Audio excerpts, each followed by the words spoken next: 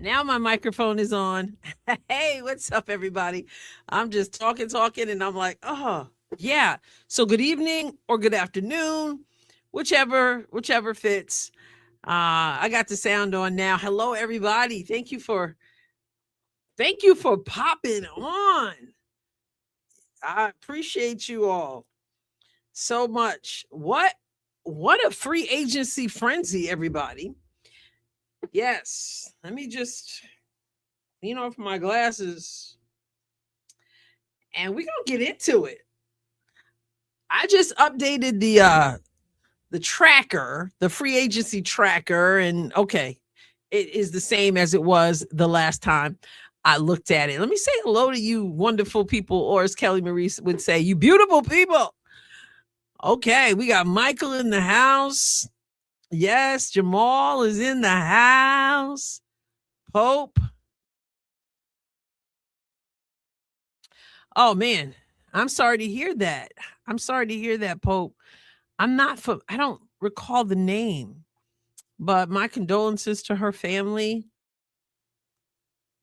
Wow. Jilly is in the house. Martha's in the house. Smito's in the house. Kara, Mike Nunn, Julie C.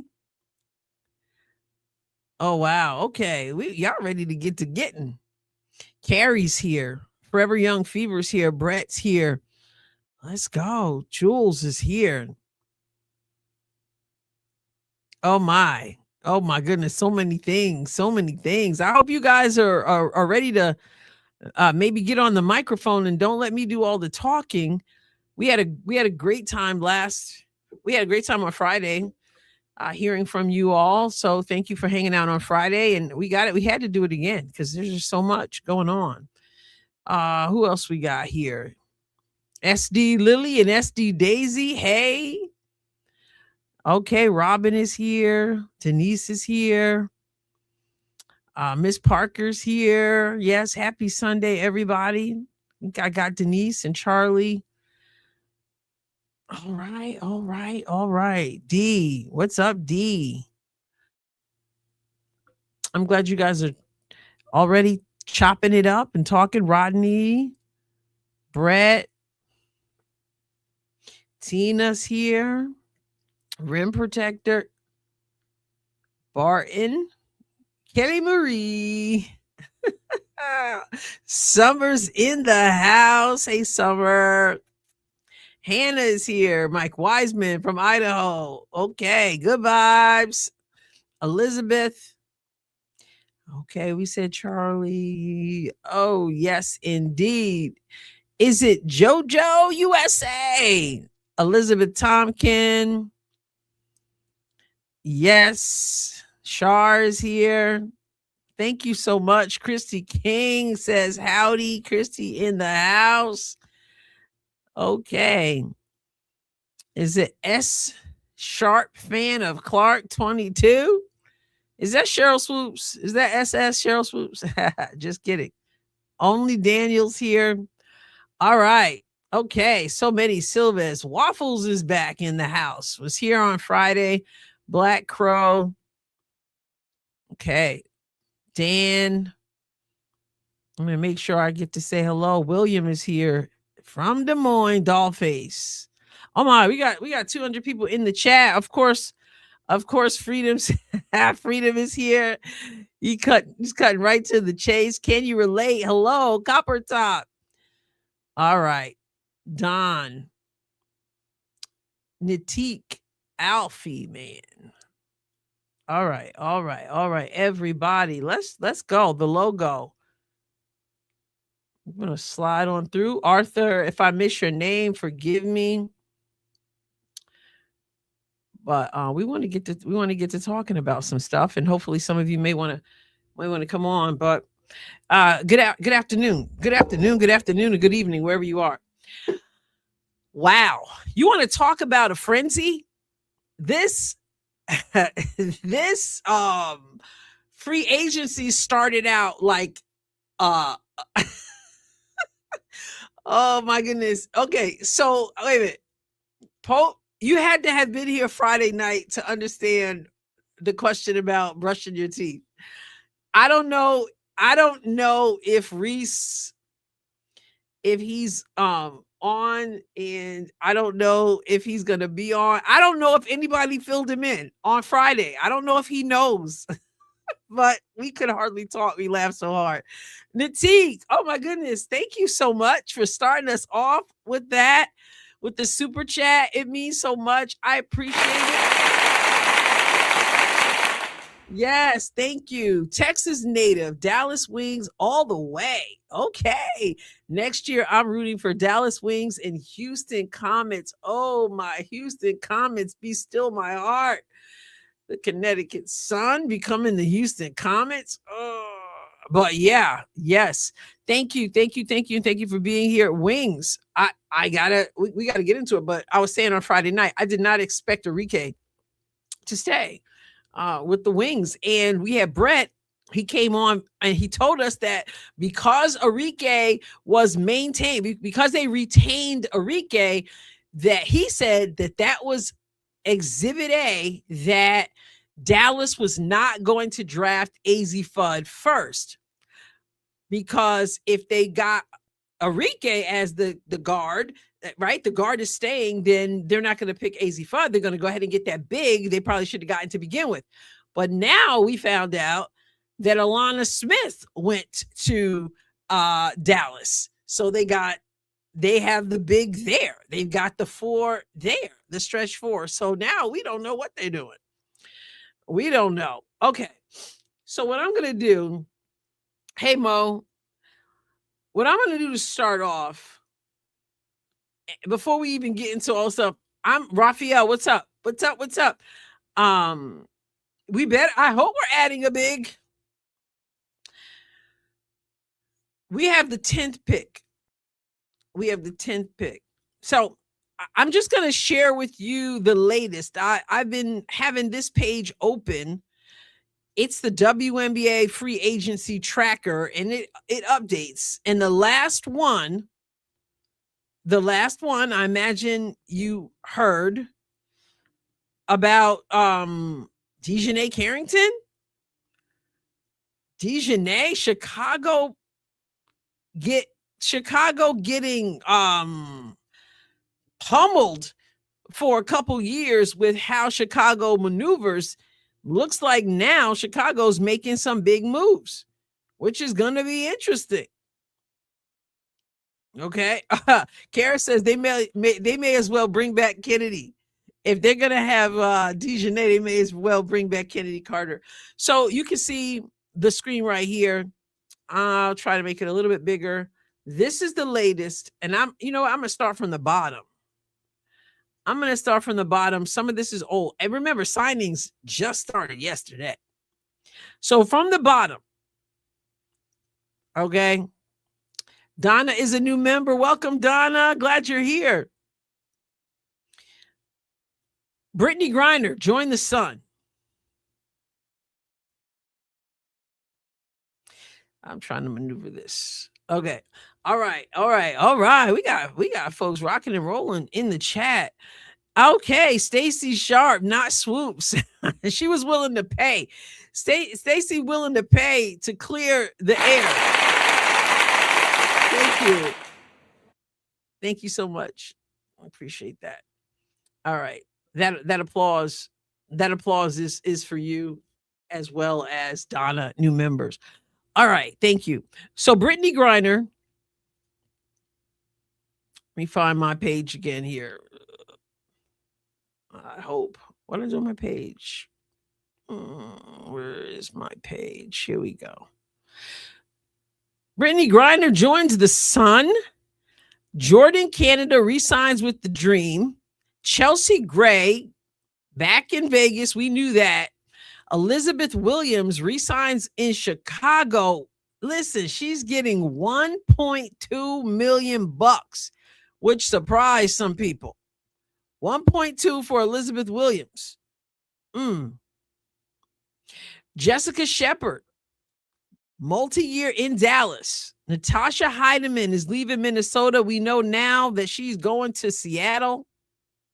We know about Kelsey Mitchell, Supermax. I got to get back to that because people are dragging Kelsey Mitchell, saying that she's the only one so far who has taken all of the money so far. And people giving her a hard time for that. Really want to get into that. Okay. One thing at a time, though. Arike returned to the Wings. Now, Arike is one who was eligible for the Supermax $1.4 million and declined to take that for a multi-year deal, a 7-figure deal, because she wanted to leave space for the team to build around her, willing to sacrifice money for a multi-year deal. Naz Hillman and Alicia Gray, 3-year deals with Atlanta. Atlanta is looking a little bit scary. Bree Jones is returning to the Dream also. Well, I thought she tore her ACL in the offseason. Am I wrong? Jackie Young, obviously, Vegas. Alyssa Thomas is staying in Phoenix. I haven't heard a word about DeWanna Bonner. Anybody hear anything about DeWanna Bonner? You got Nneka Ogwumike going back to the Sparks, where she started her career, spent 12 years with the Sparks. She's going back to the Sparks. Marina Mabrey and Brittany Sykes, multi-year contracts to expansion team Toronto Tempo. Julie Alamon, multi-year deal with the Tempo. Azure Stevens. I know some Fever fans wanted Azure, but the news came out, leaving the Sparks. And where's she going? Back to the Sky. We were roasting the Sky a little while ago. Lexi, yes, back with the Fever.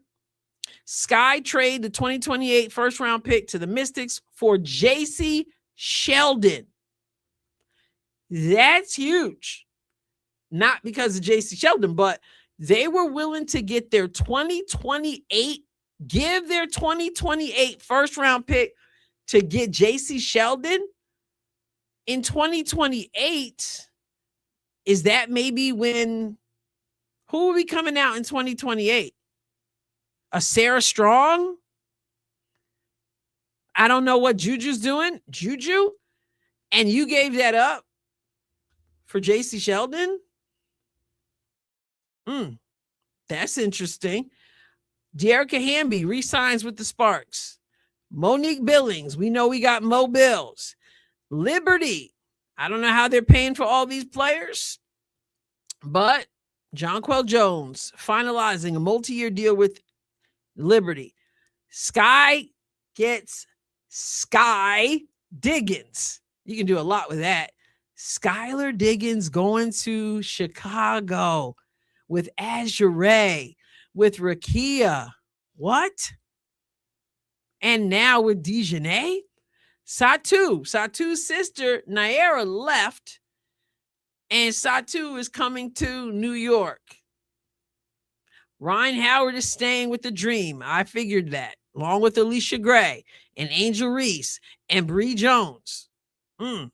Carly Samuelson. What about her sister? The former Fever.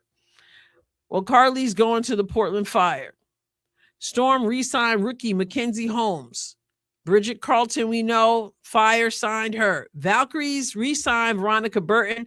Not surprised. She's a hooper. Fever, backup point guard. Taisha Harris went to high school in Indianapolis, from Indianapolis, played for Stephanie White in Connecticut for a couple years. Fever. Rachel Banham staying with the Sky. Kennedy Burke going to Connecticut for the leftover 1 year before it becomes the Houston Comets. Stephanie Dawson with the Storm. Storm's looking kind of stormy. Wings get Alana Smith. So will that first round pick be a Big, be a AZ Fudd, be an Olivia Miles, be a Lauren Betts? Who knows? I think it's up in the air. And the draft is tomorrow. Aces re-signed Parker Tyus. Sophie, y'all can breathe now. Sophie Cunningham. I have a video uploading right now on this, which YouTube is just stuck looking at me. It won't let me publish the video for some reason. Kelsey Plum, all in. Now, this was interesting. Kelsey Plum gets a $999,999 deal. I'm like, what? Now, she was also eligible for the 1.4 million Supermax, declined that, and took a 1 year, $1 less than $1 million. Somebody says that's because of the tax bracket, because it kind of seems weird. Just make her a millionaire. But the tax bracket thing? Okay. Izzy Harrison, whom I had heard was staying with the Liberty. Nope, going to the Tempo. Gabby Williams.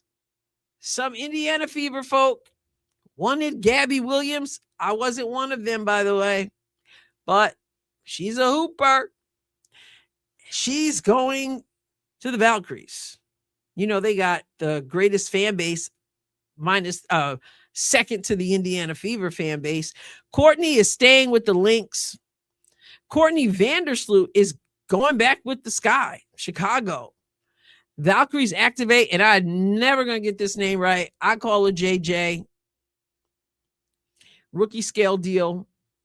Valkyries re-signed 3 stars from their first season. Rupert, if I remember that right, Janelle Salon, and Zandalasini, 1-year contracts. Ezzy Magmagor, she re-signs with Seattle. The Lynx bring back 5-time All-Star Kayla McBride. Now, I just heard on a YouTube channel that she was on an airplane and her eardrum blew up. Her eardrum, whatever you call that, ruptured. So I don't know what's going on with that, but I just happened to hear that. Kayla McBride will stay there. Nafisa Collier, of course, is not going to be eligible to play for a while with the injuries, both ankles.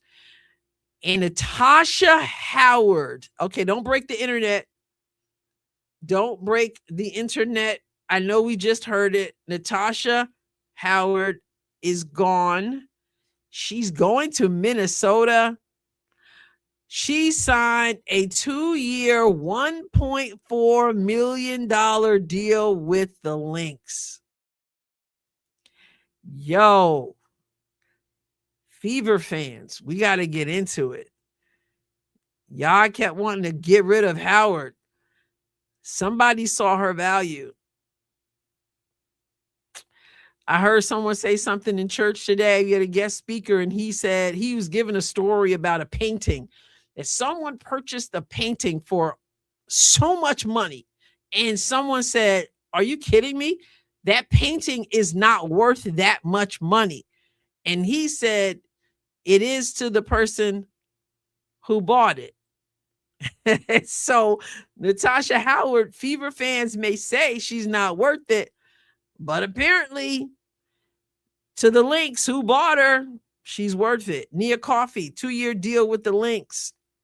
And here's the last one I have. Dejanay Carrington, 1-year deal with the Sky. We know she went from the Wings to, well, she went from Connecticut to the Wings to Lynx, then got injured, and we hadn't heard anything. And now we do. I'm going to refresh and see if there's anything else. And no, there is not anything else. Wow. That's a lot. I mean, just see what you guys are talking about. Yeah, man, a lot of see you laters to Howard. Even a thank you, Lord. Oh, my. Howard is gone. Celebration. Wow. I have an ear to freeze. Okay, so I saw an X. I thanked her for her time in Indiana. Someone, I think was it you, Martha? I think it was Martha, if you're still with us, had commented on my post and said, I'm kind of sorry to see her go. And she was, I forgot exactly how you said it, but someone else had commented too. She was good for the locker room. At least that's what the players tell us. And somebody else said, yeah, someone said, yeah, she was good, but she did give me heart palpitations every time she tried to bring the ball off the court. And I said, what am I going to do with my t-shirt? King's Kid Girl sent me the t-shirt. On one side, it says, no, Howard, no. But There were lots of times after we said no, Howard, no, and the ball went in the basket, we had to turn it around because on the other side, it said, okay, Howard, okay. But I do seriously wish her well, but she's getting paid. Like, there's no way the Fever could pay her that much money. There's no way probably the Fever would pay her that much money. So I know she loved it with the Fever, and I know her teammates loved her. But I'm sure the amount of money she's about to be making is going to make up for, it's going to dull the pain. Okay. I can use it to clean the house. No, the Fever does not have, no Timmy. Howard wasn't that bad. Like, come on. I mean, I wouldn't, she wasn't that bad. So I laid it out. And then I'm just going to go through this with the Fever. And then I'm going to open this up. Obviously start with members first. If you want to come on, otherwise we'll just talk about this because I'm trying to figure out why is Kelsey Mitchell, she wasn't that great. Well, no, I mean, she wasn't a superstar, but she certainly helped the team. Would I bring Timmy back? I think Timmy is happy where she is. And I think it was a good fit. I don't know if you saw Scott Agnes's live. He did a live a little while ago. I think it was like 1:00 my time, 2:00 Eastern. He did a live yesterday too. And someone mentioned Timmy. And he said he couldn't picture Timmy coming back. But he said something I didn't understand. He said something about the locker room. And today, someone followed up with him about what he said. And I think he said he wasn't saying there were problems for saying locker room, but he did say it something. And Scott, I don't want to misquote you, but I'm kind of getting it right. He made it sound like maybe some people took offense to how loud or outspoken she was. And I don't know if he was just guessing, but Timmy's doing well where she is. I was not impressed with her after she got injured in 2024. Before then, she was like, she could streak down the court. She was like a gazelle. She could catch Caitlin's passes before her teammates were able to catch the passes. But once she got injured, she could barely make a layup. So I am not surprised that they left her unprotected out at that time.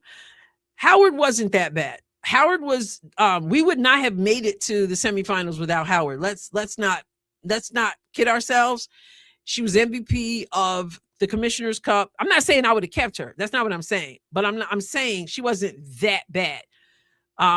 Double digits in points, almost double digits in rebounds, I think, and very respected in the locker room, even Caitlin. So again, I'm not saying I bring her back. I'm just saying that she wasn't horrible.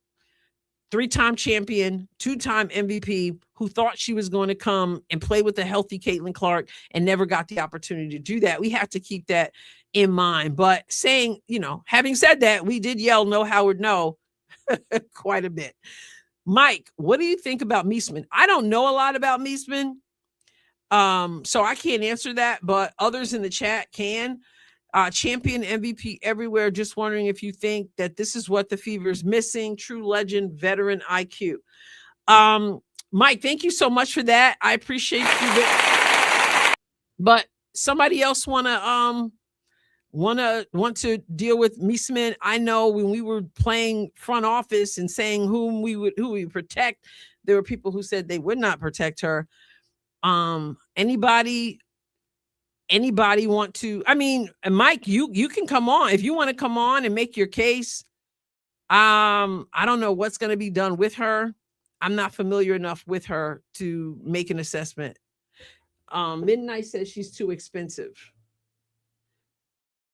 And that's the thing too with the Fever. You have to understand that Caitlin is going to be eligible for mucho funds after this year, as Aaliyah is this year. So for the people who are complaining about players who are like Sophie, who only got like a 1-year deal, I don't know all the details, but you're not going to back yourself. There are teams, some say, are backing themselves into a corner. and they're gonna have a lot on their hands. The Fever is gonna be wise in that, I imagine. Kathy says Meesman also showed a preference for the cities, LA or New York. Indy is too small for her. Okay. So there's those who know better than I do. Kara says, if Howard wins MVP with the Lynx, I'll apologize, Adrienne. Well, she don't have to win. She doesn't have to win MVP to be a good player. Okay, so Bruce says she's worse than Howard. When did Howard become the standard for being of how bad it can be? Potato, I said we need height. Okay, so we did add some height, 6'4", Monique Billings. So we got height, but we have Dantas, but we definitely need bigger. But listen, this is what I got to say for the Fever fans in the house. And for those who are like freaking out, think about this. A lot of these teams don't even look like themselves anymore. Who do we have coming back? Caitlin, Kelsey, Lexi, Sophie, Aaliyah Boston. We've got Damaris Dantas, who resigned. And I know, but remember, vet minimum, who can shoot the 3 ball if she's on, if she don't hurt you, and you don't have to pay a whole lot of money. And she knows this, she's familiar with the players. Dee Timpson. We got 9, 1, 2, 3, 4, 5, 6, 7 players returning. And then we added Mo Billings, who's played a little bit with Kelsey, who's played with Team USA with Caitlin. And then you add Taisha Harris as a backup for Caitlin. And then we got to add 3 pieces. Like, we're in pretty good shape. We had a hobbled team, and look how far we made it. So I think we're doing pretty well. And we've got 3 to add. Let me back up here. Okay, Sherry, thank you so much. I've been waiting for you to pop up, Adrienne. My favorite place to be is right here. I appreciate you all the time. Thank you. All right. And thank you so much. That's a very, very generous donation there. Thank you. So yeah, we definitely, I think we need another big. And tomorrow is the draft. And I'm hearing Scott Agnes say, you don't know what the Fever will do. Will they trade that number 10?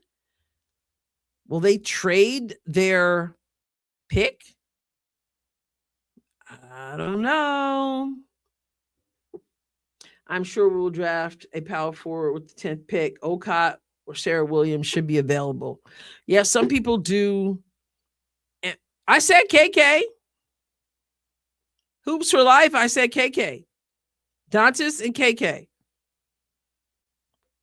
Yes. I'm still not sure if KK is ready. Somebody even mentioned, will she be possibly one of the developmental players and not a regular player? I don't know if that's the case, but no, definitely returning. And some people do predict, Jamal, that Okot might be available at the number 10 spot. I don't know. Okay, Who's for Life says Timpson going off this year. Let's go, KK. She's a favorite. Sydney Colson, no, don't know anything about her. There's a lot. So listen, I just went through the whole list of what we do know. Who is it you're interested in knowing about, but we haven't heard a word about, and you're surprised? Jaquez is another one, Brett. Yes. Jaquez out of UCLA. She needs a chance to play consistently, but it generally doesn't work like that, right? I got to feel comfortable enough for you from what I see in practice to give you that opportunity. And when she went out there, she was a little bit lost, and it wasn't just the Fever. You saw that in Unrivaled too, and they pulled her out as well. But I get what you're saying. You kind of got to, you got to get your feet wet. But generally speaking, I'm just saying, as this 20-year-old sweatshirt says, there were players, I got to say, When we came to the games, they didn't get in the game, and their family or people in the crowd were upset because coach ain't letting so-and-so play because we saw her down on the court in the park and she was a baller. But you don't see her in practice. You don't see she doesn't remember the plays. You don't see she doesn't set solid screens. You don't see you don't see. And so I got to feel comfortable with you. And I think they always said that KK would be great and she would grow and she would learn. And I'm with you. I'd like to see her just bust out and do her thing. And Rodney says she barely played overseas and 2 points a game. So sometimes we just be like, oh, them coaches don't want to, and sometimes let's just say they know what we don't know. I love Adrienne Odyssey. Hope they find places if it's not with the fever. I hope Adrienne is healthy. Bree Turner, like there's that too. People you can have on your team who don't require a lot of money that can help you out. But I do think we need another piece.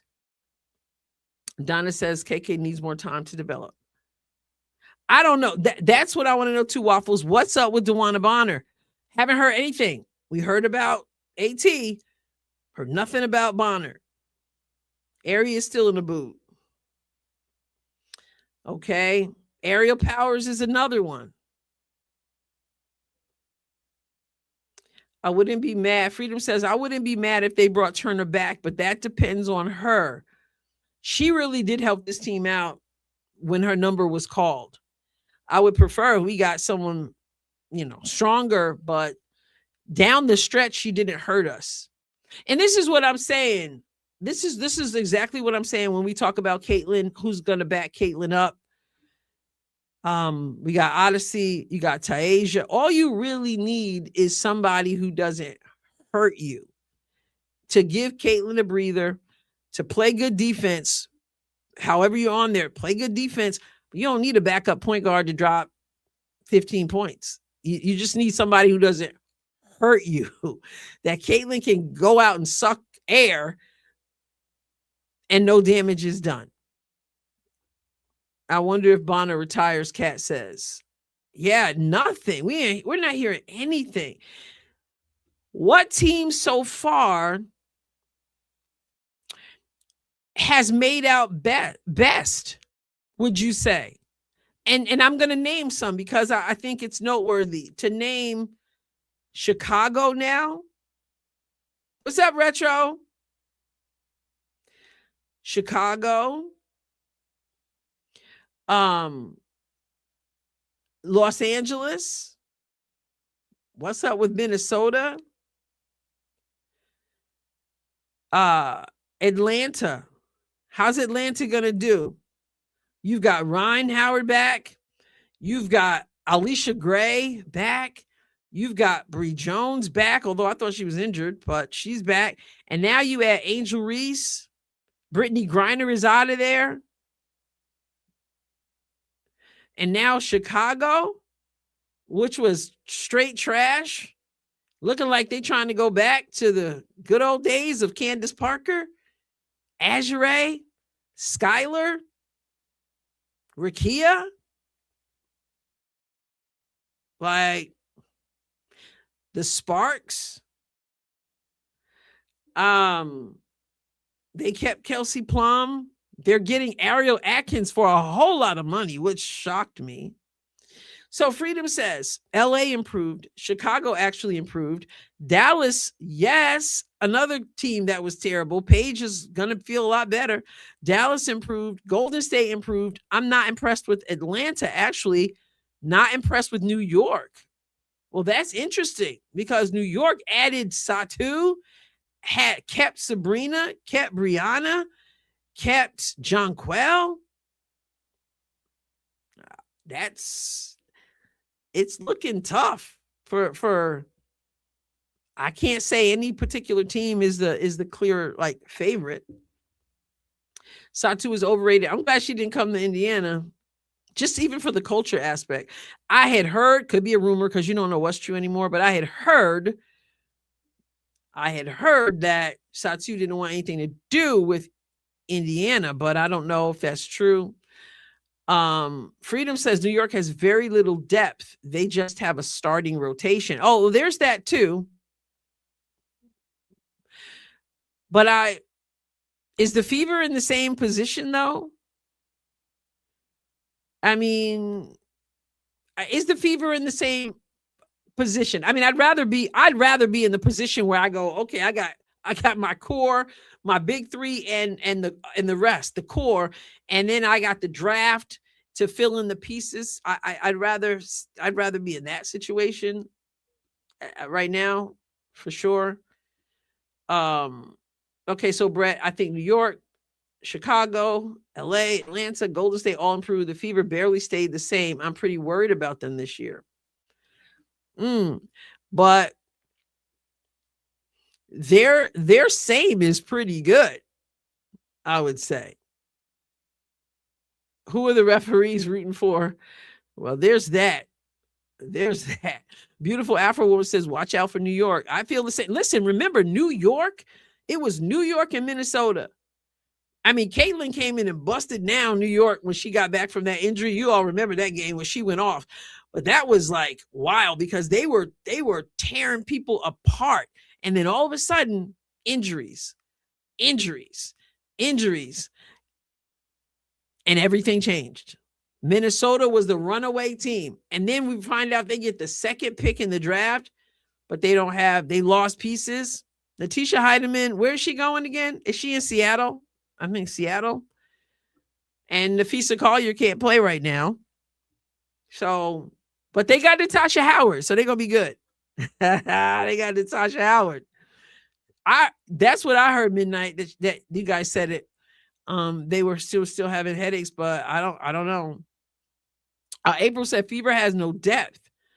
Michael says, but Fever almost did it injured. Just wait. I think the Fever is going to be good. But I agree. We need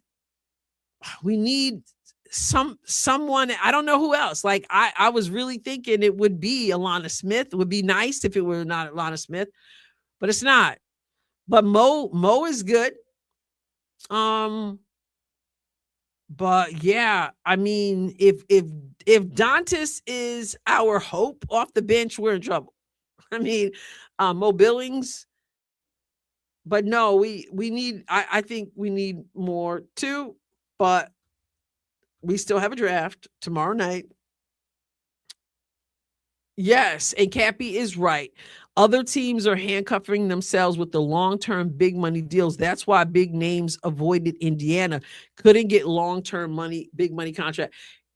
That's the good and the bad of this whole thing, right? Because you have Caitlin.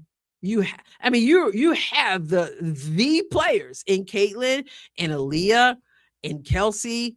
Kelsey took 1-year deal. And why? This is the hypocrisy I see. I see people saying, well, why didn't Kelsey pass? She's the only person so far who has taken all the money, every penny of it. And other people are sacrificing. And so she's selfish. Same folks seem to me to have said, we don't want Caitlin Clark to take less money. That's not right. I mean, isn't this what people were saying? Pay the players. Pay the ladies. Pay these women. And then Kelsey, we don't know her financial situation. We don't know what her mama needs with her dad gone. We don't know what's up. That's why I can't wait till the money talk is over and I can just say, this is the Fever. This is who I'm rooting for. I can't stand being in other people's pockets. But there are some people who are surprisingly making a lot more money than we would have thought. So Darren says Sophie is the most important piece besides Caitlin. I highly disagree. I don't agree with that. You got Kelsey and Aaliyah Boston. I mean, I'm glad Sophie's there, but like, I can't say I agree. And nor did I think she was worth a max contract. Of course, we don't know all their numbers. April the Fever was not going to pay Smith. Yeah, we're not going to pay Smith all that money, $1 million plus 3 years each year. No. Potato said, I disagree too. Yeah, yeah. Mitchell was one of the few players that actually deserves a big contract. Teams are giving out bad contracts. You got to be fiscally conservative and smart. Mitchell won't be in the league forever. She will get the money this year, but because she deserves it, next year will probably it different. Yeah. And they probably told her that. Unless Caitlin says, I don't want to take the money. What y'all talking about here?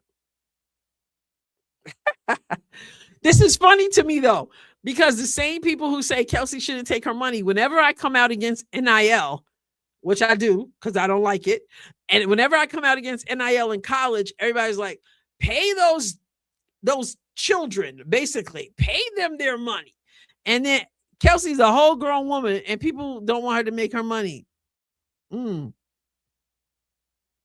Anyway, okay, so here we go. I want to hear from you all. And I'm gonna start with members first. And y'all be trying to be shy. No being shy. What are you thinking? What have you what do you here's the link. What have you heard in this free agency that surprised you, that excites you, or about your favorite team? Whether it's even if you're not an Indiana Fever fan and you're in the house, you're welcome here. What are your thoughts? 6 foot. Let me hold up 6 foot. Let me just make sure. Well, yeah, you can come up. And then and members, you're welcome to come on up with him as well. Any member want to get on, you come first because your support is just out the wind, through the roof, and I appreciate you. And I want to hear from you. So if you want to come on, but 6'8", come on up. You should have that link. Click that link. Anybody else? We can have multiple people if you want. And we got Jamal already on here. Excellent. Darren's a Canadian. Let's go. I can't chat today. I forgot my toothbrush. Oh my goodness. He doesn't even know what happened. Okay. So Jamal, are you on? Yeah. Can you hear me? All right. So yeah, Jamal's on audio. 6'8" is on. Hello, Jamal. Hello, 6 foot. Hey, what's up, Coach? What's up? I'm gonna let you get started, 6 foot, and then Jamal, you can piggyback on what he said, or you can pivot to something else. Absolutely. No, the biggest thing for me so far was really what the Sky is doing, because I just noticed a lot. I listen to a lot of different podcasts, a lot of different fan bases, and and the one thing that I noticed is that just being 100% transparent, is that a lot of Sky content creators are, and I'm not gonna call no one names out. A lot of Sky content creators are very upset as to how they feel Angel was treated in her going to the Atlanta Dream. So now they're not necessarily too enthused about what the Sky is going to do for the future. They kind of hope they kind of burn up in flames. So now, and they make it seem like the Chicago Sky is a city where nobody wants to come play. It's a dumpster fire. It's a landmine. Whatever. And so now to see someone like Jeff P, who gets a bad rap, maybe he deserves it, maybe he doesn't. He trades for Rickea Jackson, which was a shock. He goes out and gets the veteran, what's her name from Seattle? Skylar Diggins. He go get Skylar Diggins. He go gets Stevens from LA, and then he goes, and then I woke up this morning. He messes around and go gets Dejanay Carrington from Minnesota. So to me, it's just, again, I'm not saying that nobody wants to play with Angel. Reason why everyone's coming there now, but you can kind of fill in the blanks on that and draw your own conclusion. Is that I feel is that he's really building something special over there. I think that the Sky right now, to me, are a 7 seed.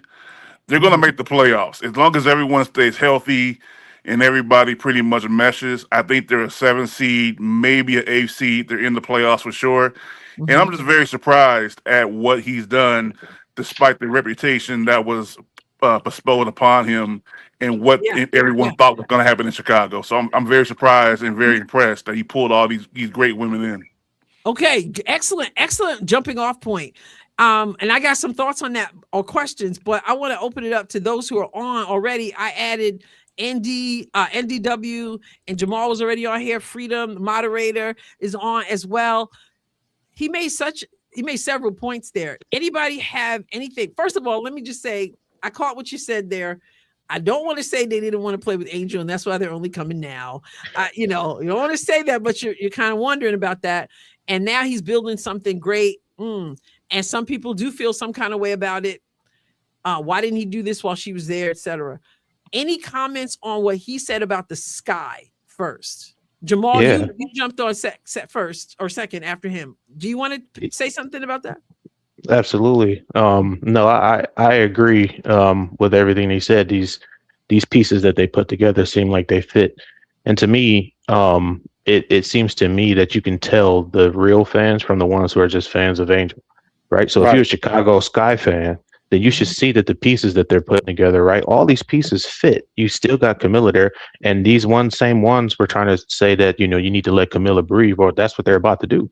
Because now you got Azare who can step out, hit mid jumpers. Angel could not do that. As good as she was rebounding, as good as she was, she can pass too. She can run the floor a tad bit, but Azare fits that better.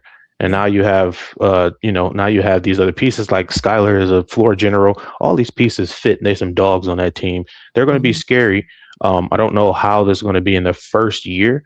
I do agree maybe with the 7 seed, them getting to the playoffs. I don't know how far they're going to go, but these pieces fit. They're going to be just fine, and they're going to be pretty scary. They're going to surprise a lot of teams. I don't know if they're going to be a team that you want to see in the playoffs. I'll put it like that. Well said. So well said. April, come on, April. April, your family around here. April with the Y.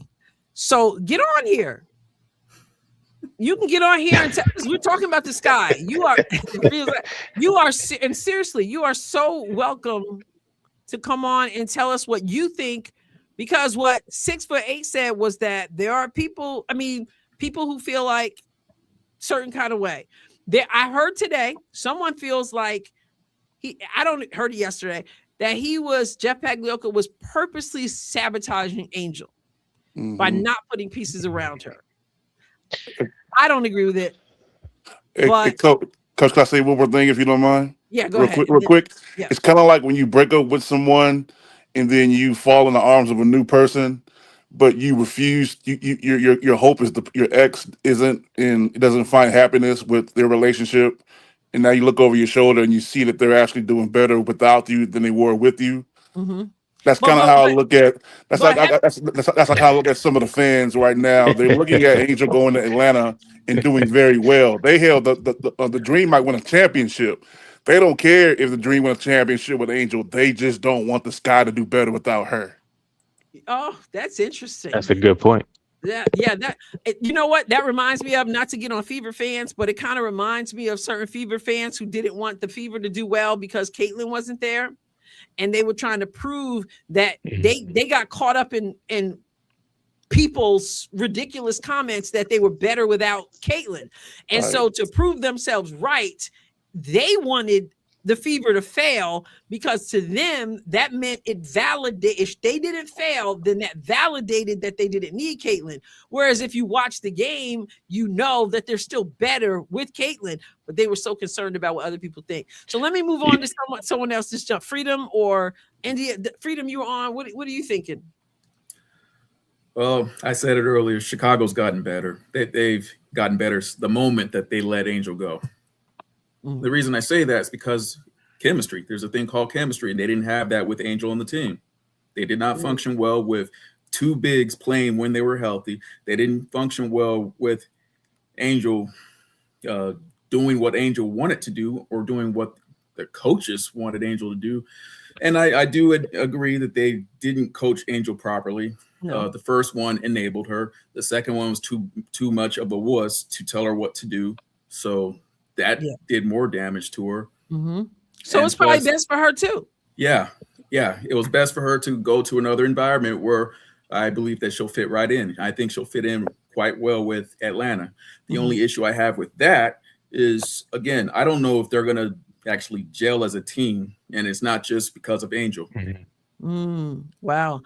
We'll find out. NDW, what do you think? In terms of Chicago, I just, I'm kind of rooting for Camilla to break out this year. I just believe in her talent. She can shoot better than Angel could, and I hope it goes well with her in Chicago. But I'm a Texas girl, so if it don't work out, you can come to Dallas. So because I'm Houston and Dallas next year, but this year Dallas all the way. And it's like, I just wish the best for Camila Cardoso in Chicago. Now, are you an Angel fan also? No, I wasn't an Angel fan, but I believe I wanted the Dallas Wings to draft her. She was sitting right there. I was like, we need a B. We need somebody who can rebound, do something defensively, something a little more athletic, and she was right there, and they didn't get her. So I was kind of disappointed. But as far as what's going to happen next year for my team, once we get there, I hope we either get a big or at least a good wing, so it doesn't matter. But I'm rooting for Camilla. Do you think Camilla is better than we have seen her be? I think so. She's got to be pushed right, and she's got to, get a chance to flourish within the team. Otherwise, you're standing next to someone who's constantly rebounding the ball, and she doesn't have her space. She has space to get the ball, maybe shoot it, but it doesn't go her way. So it's like she's kind of crowded out a little bit. She's gone overseas a few times to play, increase her game knowledge and skills. So I would like to see her break out and, have a good year. Yeah. And here's the thing about Camilla, I think. First of all, Skylar Diggins. She about to feed her. Well, first of all, Skylar Diggins' mental state, right? She's so intense. And I think she's going to get after it with her team, encourage her. Then you have the maturity of Azure. It's going to maybe help instill confidence that Camilla needs. Because she's almost tall as you, 6'8". Yeah, that's crazy. If I ever met Camilla in person, I would be so insecure because she shorter than me with no ears on. Real. Yes. Now let me ask you guys. Let me ask you this: since we're talking about Chicago still, some people predict that Flau'jae could possibly end up in Chicago. Now, I would say about 2 weeks ago, I was gonna go not a good thing. Her back with Angel, but. I know there was some beef there or whatever between their mothers or whatever the nonsense is. But now it might be good. It might be a good thing for Flau'jae. I mean, it's kind of a good fit. Who's there too now? Right? Because we were saying before they picked up Skylar. Yeah, but she ain't, maybe it can be. It can be. But if you got Flau'jae coming in balling, she might be the two. I'm saying, I'm thinking if they draft Flau'jae, they might use Flau'jae until Carrington actually is healthy. Because Carrington, if you guys are not aware or don't remember, she's still hurt and she's still recovering from her injury. So we don't know how fluent she is. So they might draft Flau'jae, use her, and then they might switch places. I can see Flau'jae being like a Michael Cooper for the '80s Lakers. Just be a bench player, be a sixth woman, and be that spark off the bench. You know what I'm saying? I don't know how she feels about that. I don't think she wants that. You mean Flau'jae? No, I don't think Flau'jae wants that. Flau'jae, Raven Johnson to go there, not Flau'jae. Say that again. Oh, Raven? Yeah, Raven. But Raven's a 1, isn't she? Yeah, Raven's a 1. Yeah, Raven's a 1. Yeah. Yeah. And they did. Vandersloot's coming back, but Vandersloot is fully healthy or whatever. Right. Yeah. And Angel already said she old. Hey, Coach, I was gonna say, if you don't mind me saying, I think another thing that this trade with Angel going to Atlanta and then Chicago picking up all these ladies that they just got, it's creating more narratives because the W needs more story narratives rather than sitting and waiting for Angel versus Caitlyn, which is the only narrative that's like must-see TV with the W. I think the W said we need to create some more narratives and create some more must-see games. So now you have J.C. Sheldon, who's on the Chicago Sky, her and Caitlin have a long tenured past. Yeah. Then, of course, you have Chicago, who's going to face Atlanta. That's going to be Angel Reese' revenge game, or her revenge opportunities to take it out on the team that told her to leave the building and don't come back. And then you also have Indiana, who's going to have some issues or have some rivalry games with Atlanta, because Caitlin and Angel are still going to be floating around, even though it's not as strong as it used to be.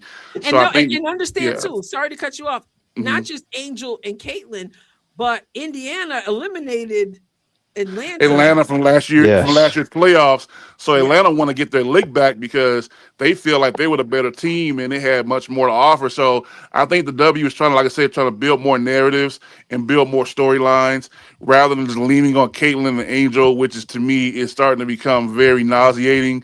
We need to start creating some more hype and get some more teams and get some more storylines going. You know, even if it's really some issues there, or if it's just, professional competitiveness, they need to do that. And that trade actually opened up a little bit. So now, like I said, when Chicago plays Indiana, that's going to be must see. When Atlanta plays Indiana, that's must see. And when Atlanta plays Chicago, that's going to be must see. So it's going to be a very good season, man. I'm telling you, my toes are twinkling right now, waiting for the season to start. And we already know Indiana, Dallas is must see TV. Yeah, I wear size 15 shoe and my toes are tinkling. You know what I'm saying? So with Dallas, let's see, we have Arike staying. As far as we know, Paige. I don't know if it's going to be AZ. Let me. It doesn't make sense to be AZ now. Okay, tell us why.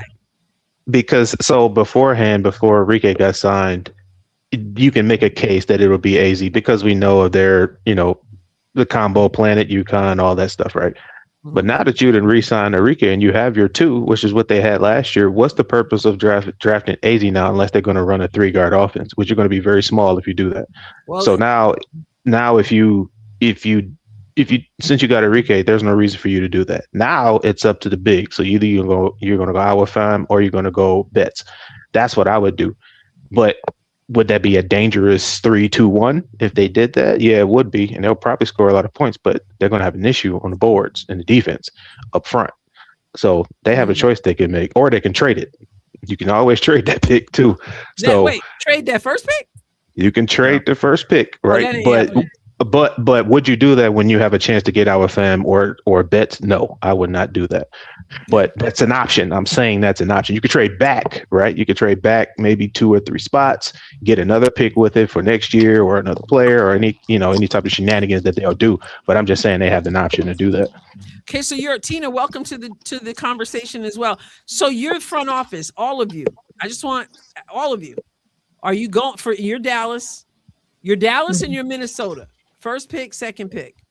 Remember, you got Natasha Howard blowing up in Minnesota. Who's your first pick? I mean, let me refresh and make sure there have been no other free agency moves. Let me refresh this tracker. I just want to, between Betts and Awafam, who's more defensive? Who has a more defensive talent? Ooh, well, we've seen what Betts did in the in the national championship game, and even before that. I haven't seen Awafam play. Yeah. I haven't seen her play. I saw like a highlight or two. Not familiar with her I just know she came with all kinds of accolades. Is she a defensive player? I mean, Lauren Betts can play defense, obviously, right? So, who you got? Honestly, I think I would go with Betts because I've seen what she can do, her floor, and it can grow from there as far as her offense. But Awafam, to me, nothing but clips. I don't see a whole game. I don't see show clips of her defending or something. I've never seen a clip. It's like she's so high. But where's the extra clips? I need to see. Maybe behind the scenes they know more. But it's going to be between those two. I think I would go with Betts. Betts like 7 foot tall. She's 6'7". She's same as Camilla. Yeah, she's 6'7". I always say I get in trouble because I always say she's taller than she is good. and then people get upset because she is good. I'm That's not saying she's cold. not good. Hey, That's cold, coach. I'm not them saying post she's not moves was good. looking crisp. I'm not saying she's not good because she's skilled. She's got good footwork. Yeah. I'm just saying that you can't teach height. No. And so that's all I'm saying. Anybody else? Are you going Odd Fam? Are you going Lauren Betts? I think Lauren Betts, to use an expression, is front of mind for a lot of people because of what, just winning the championship, even though those games were atrocious. Those Final Four other games were just horrible to watch. But Lauren Betts is Lauren Betts. So we can leave that just for you to think about. But Tina, you just joined us. What's up? Hey, Miss Adrienne. Hello. When I come on, I have a lot of people go, "Oh, there comes Paula Dean." I have a very Southern accent. I hear it now. Well, if you know how to cook, that's a good thing. Yeah, I take Fried a chicken. compliment. They try to make it a diss, but so on free agency, Lauren Betts would be the first go-to for me. But I think every team has to look at what they need. And for the Fever, I really think if we could get Jaquez, that would be a real take. Because I really don't care for Alcott that much. Because where we need a big is, and this is, I'll kind of segue into the topic that might not be a popular opinion, but I don't want to get another big that's not top tier or experienced. And because I think, we've got Monique and, Dantes, we needed what we needed and we missed out on. And this is where I think the big miss is we had the opportunity to get a Gabby Williams, Azura Stevens, and Alana Smith. We had the opportunity to get a big power forward. And that's really where our weak link, in my opinion, is.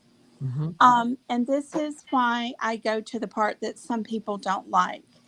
That's why we should not have spent $1.4 million on Kelsey. I don't think there's only maybe 5 or 6 players in the entire league that is worth $1.4 million. And I just don't think she's one of them. How many did you say? About how many? I would say 5 to 6 is the most players in the league that I would give $1.4 million to. Okay, but wasn't she 5th in MVP voting? Yeah, but that fourth? That was 1 year. I mean, we have to take into consideration you have Asia, Caitlin Clark, Ionescu, Stewart. We got some big players that are worth 1.4. And Kelsey, I would have been happy if she could have been like, okay, let's go 900 or $1 million, because what that would have done is freed up the money we needed for that big power forward. And, when you have teams like New York, their big three, teams like the Aces, those players are willing to take a little less. They're still going to get a huge amount of money. Come on, $1 million is a lot. But that 300,000 to 400,000 that we could have put with, say, 600,000 would have got us the power forward that we needed. Okay, so you lay that out, you lay that down, and I'm gonna let other people. And she said it's gonna be a controversial. And I don't know how controversial it is because I've seen other people say the same thing out there. But I've also heard people say, "What are you kidding me?" I'm gonna open it up to. We got someone said review who's on. So we've got Jamal, we've got 6'8" Aquarius, we got Freedom, we got NDW, we've got Tina. We got Tina because Tina was just talking. What do you think? She's saying that maybe 5 players are worth it, and she's not one of them, meaning Kelsey. Depends on the team perspective. Who wants that player that badly, and you want to get them on your team straight up? You will pay them money before somebody else takes them. Okay. Yeah. You don't want somebody else to grab them. I kind of agree with that. Asia's up there. Stewie is up there. Even though some don't like Alyssa Thomas, I'm not really a fan, but she's up there. That deserves that. Sabrina, Caitlin, of course. So that was just 5, 6 players right there. Wait. You're telling me that you think Alyssa Thomas is worth? I mean, every year she's up there in rebounds. She's up there in assists as being a big player. I mean, a lot of people are not a fan of her game. Like I said, I'm not a fan of Alyssa Thomas, but I know that she has skills, all around skills, and is an important part of that Phoenix team.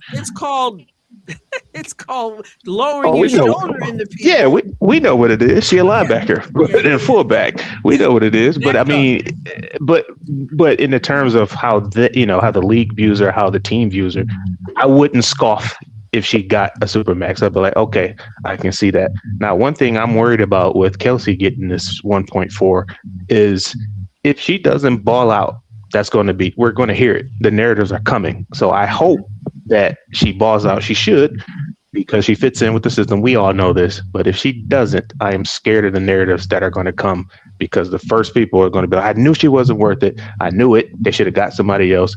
And the points that Tina made are valid, that when you pay for this and you use this money, you can't get these other players that you might need. But right, she's getting paid $1.4 million, not on what she will do, but what she has done. Yes. Because nobody can determine what she will do, right? Yeah. I mean, you assume that she's going to continue to do what she's always done, and now with better pieces around her. But beyond that, you also reward someone who's given everything to you and help get you where you are right now. But Tina, I mean, she makes some valid points. So Freedom, what are you thinking? What are you thinking, Aquarius? I mean, well, you guys have made some really good points. My only concern is, now that she's got the money, is she going to remain as hungry as she was before she got it? Mm-hmm. Ooh. That's what I'm worried about, because I've seen so many athletes get paid and then they just fall off. Mm-hmm. So in that case, then we don't pay nobody. No, I'm not saying that, but let me ask you this. Let me ask you this. Because there are people who are like, I got mine, I'm out of here. But if we were talking about Caitlin and knowing how much she loves the game and how she puts in the game, would you have that same concern? Would you even have the conversation that, you know what, Caitlin got paid, now I bet you she may not go all out? I would have the same concern about her. But see, here's the thing. I'm not too worried about Kelsey, because I know she can play. I mean, obviously, I think she deserves the money. I just hope that she doesn't get too comfortable. That's my only thing is, you got the money, you got the bag, you play your way. But I just hope that she doesn't get too comfortable now that she's got it. Yeah. I want to see her play the same way she did before she got the contract. Mm-hmm. Yeah. I agree. And Forever Young Fever Fan says Kelsey will never was it you who said Mitchell was gonna Diggity Dog says Mitchell was going to get a Supermax from some team. Wouldn't you prefer it be with the Fever? I think that Kelsey is I think Kelsey is a character individual. From everything I've seen, from the way she talks about her dad and what he poured into the game and poured into her, and it never would even cross my mind that she would back. Like, she was talking about crying over Unrivaled. Her team in Unrivaled was trash, and I'm like, she was just like, we were just crying and encouraging each other and trying to figure out how to get a win, and that's Unrivaled. Like, I mean, I'm not concerned about that aspect of it. And as far as what Freedom said about people who will go, oh, she wasn't worth it. Y'all know what it's like out there. People gonna say all kind of stuff. They're not happy if they're not miserable, right? Yep. April, I agree. Why would she play comfortable? That's not even her character. I don't think that. Now, I might say there may be some people out there who might have that kind of mindset. Well, I got paid, but I don't see that. I don't think that's the culture of Indiana. I think there's something special about this team, and they attract people like that. I think she'll be all right. Yeah, she'll be all right. Aquarius, you gonna say something? Yeah, I was gonna say, Coach. I was gonna say I was kind of like when I first learned how this whole cap thing was gonna work and how the money was gonna be distributed. I said to myself, just like someone else said, it was 5 players who I felt deserved the 1.4, and I felt like you had to have an MVP under your belt. You had to have at least maybe a championship under your belt, being the best player on your team. You had to have a couple of first team, second team All Pros under your belt. Just basically the creme, the creme of the creme. I think we're the ones, the Asia Wilsons, the Nafisa Colliers, the Brianna Oh yeah, forgot Stewarts. about Fee. You know what I'm saying? Those are the ones I felt deserved the 1.4. But when it came down to Kelsey, Why Nafisa Collier? Nafisa Collier, because for one, she's the leader of her team that went to the finals. She went to game 7 or game 5, you know, in the first finals that everybody actually cared about and watched. And the You know what I'm rest took it saying? from her. Yeah. And so she actually, and then, you know, her being at that point, she was a really likable person at that point when it came time for, you know, player, Yeah. situations or whatever. She was the players union, you know, president or whatever. So Nafisa was definitely one that was always in the MVP conversation. Like, is she ever going to get over the hump and take over Asia? But then I looked at it as to why they gave Kelsey the 1.4. Because think about all the players in the WNBA who change teams so often. Yeah. And you look at Kelsey Mitchell. She's been on the same team since 2017. And she hasn't went to another team. She had a chance to leave and leave Indiana all those years when they were only having single digit win seasons.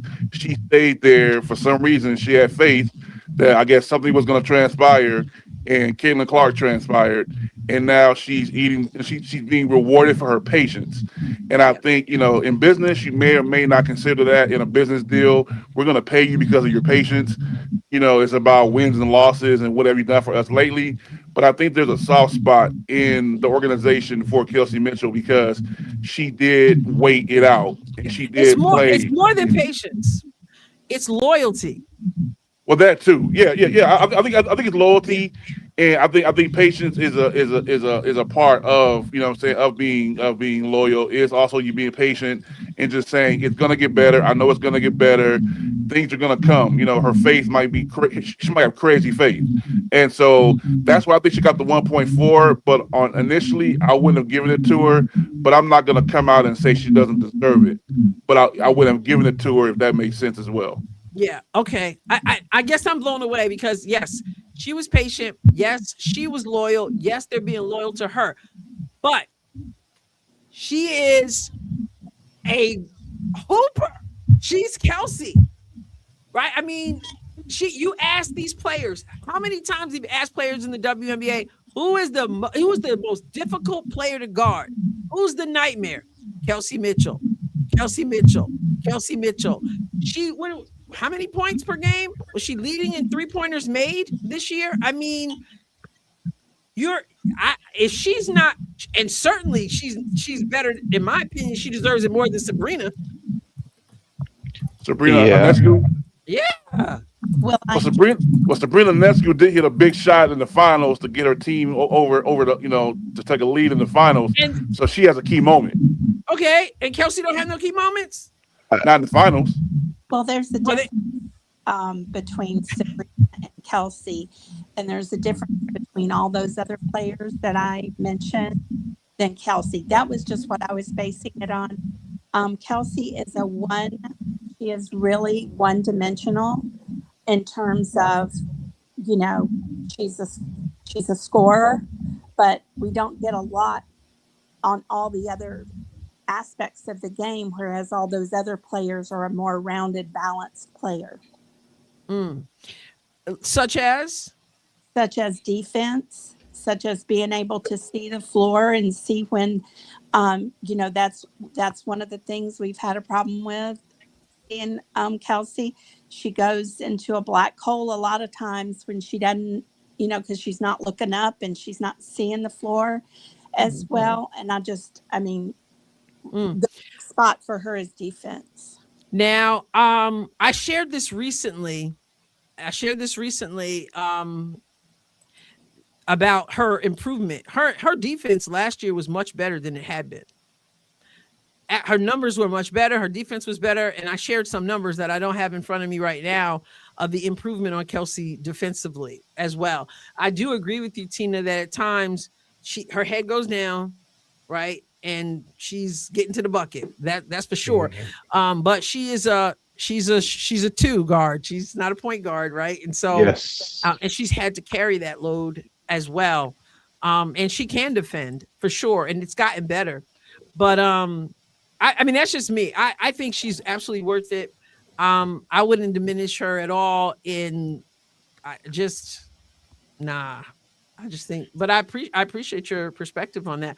So someone mentioned if you're not talking, if you could mute yourself so that we don't hear the background noise. I just want to address Brett really quickly because I saw his comment that says that he can't believe that I don't believe that Lauren Betts will not be good in the WNBA.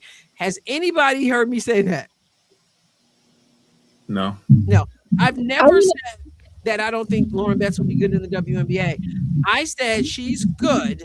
I said I've seen her footwork, which is good. I just said I think she's more tall than she is big. I mean, than she is good. Not that she's not good. That's a cold statement, though. That's a cold statement, Coach. How is that? If you told me, hey, Coach, if I was one of your players and you told me that, I would literally like throw my basketball over the fence. Like I would be because I'm 6'8". So, me being my height and you, my coach, you tell me I'm more tall than I am good, that would hurt my feelings. I would be so devastated. You can't, that's just, you can't teach height. That's true. And so throw it up there. She's going to go get it. I mean, it's like Audie Crooks. She's bigger than she is good. It just is.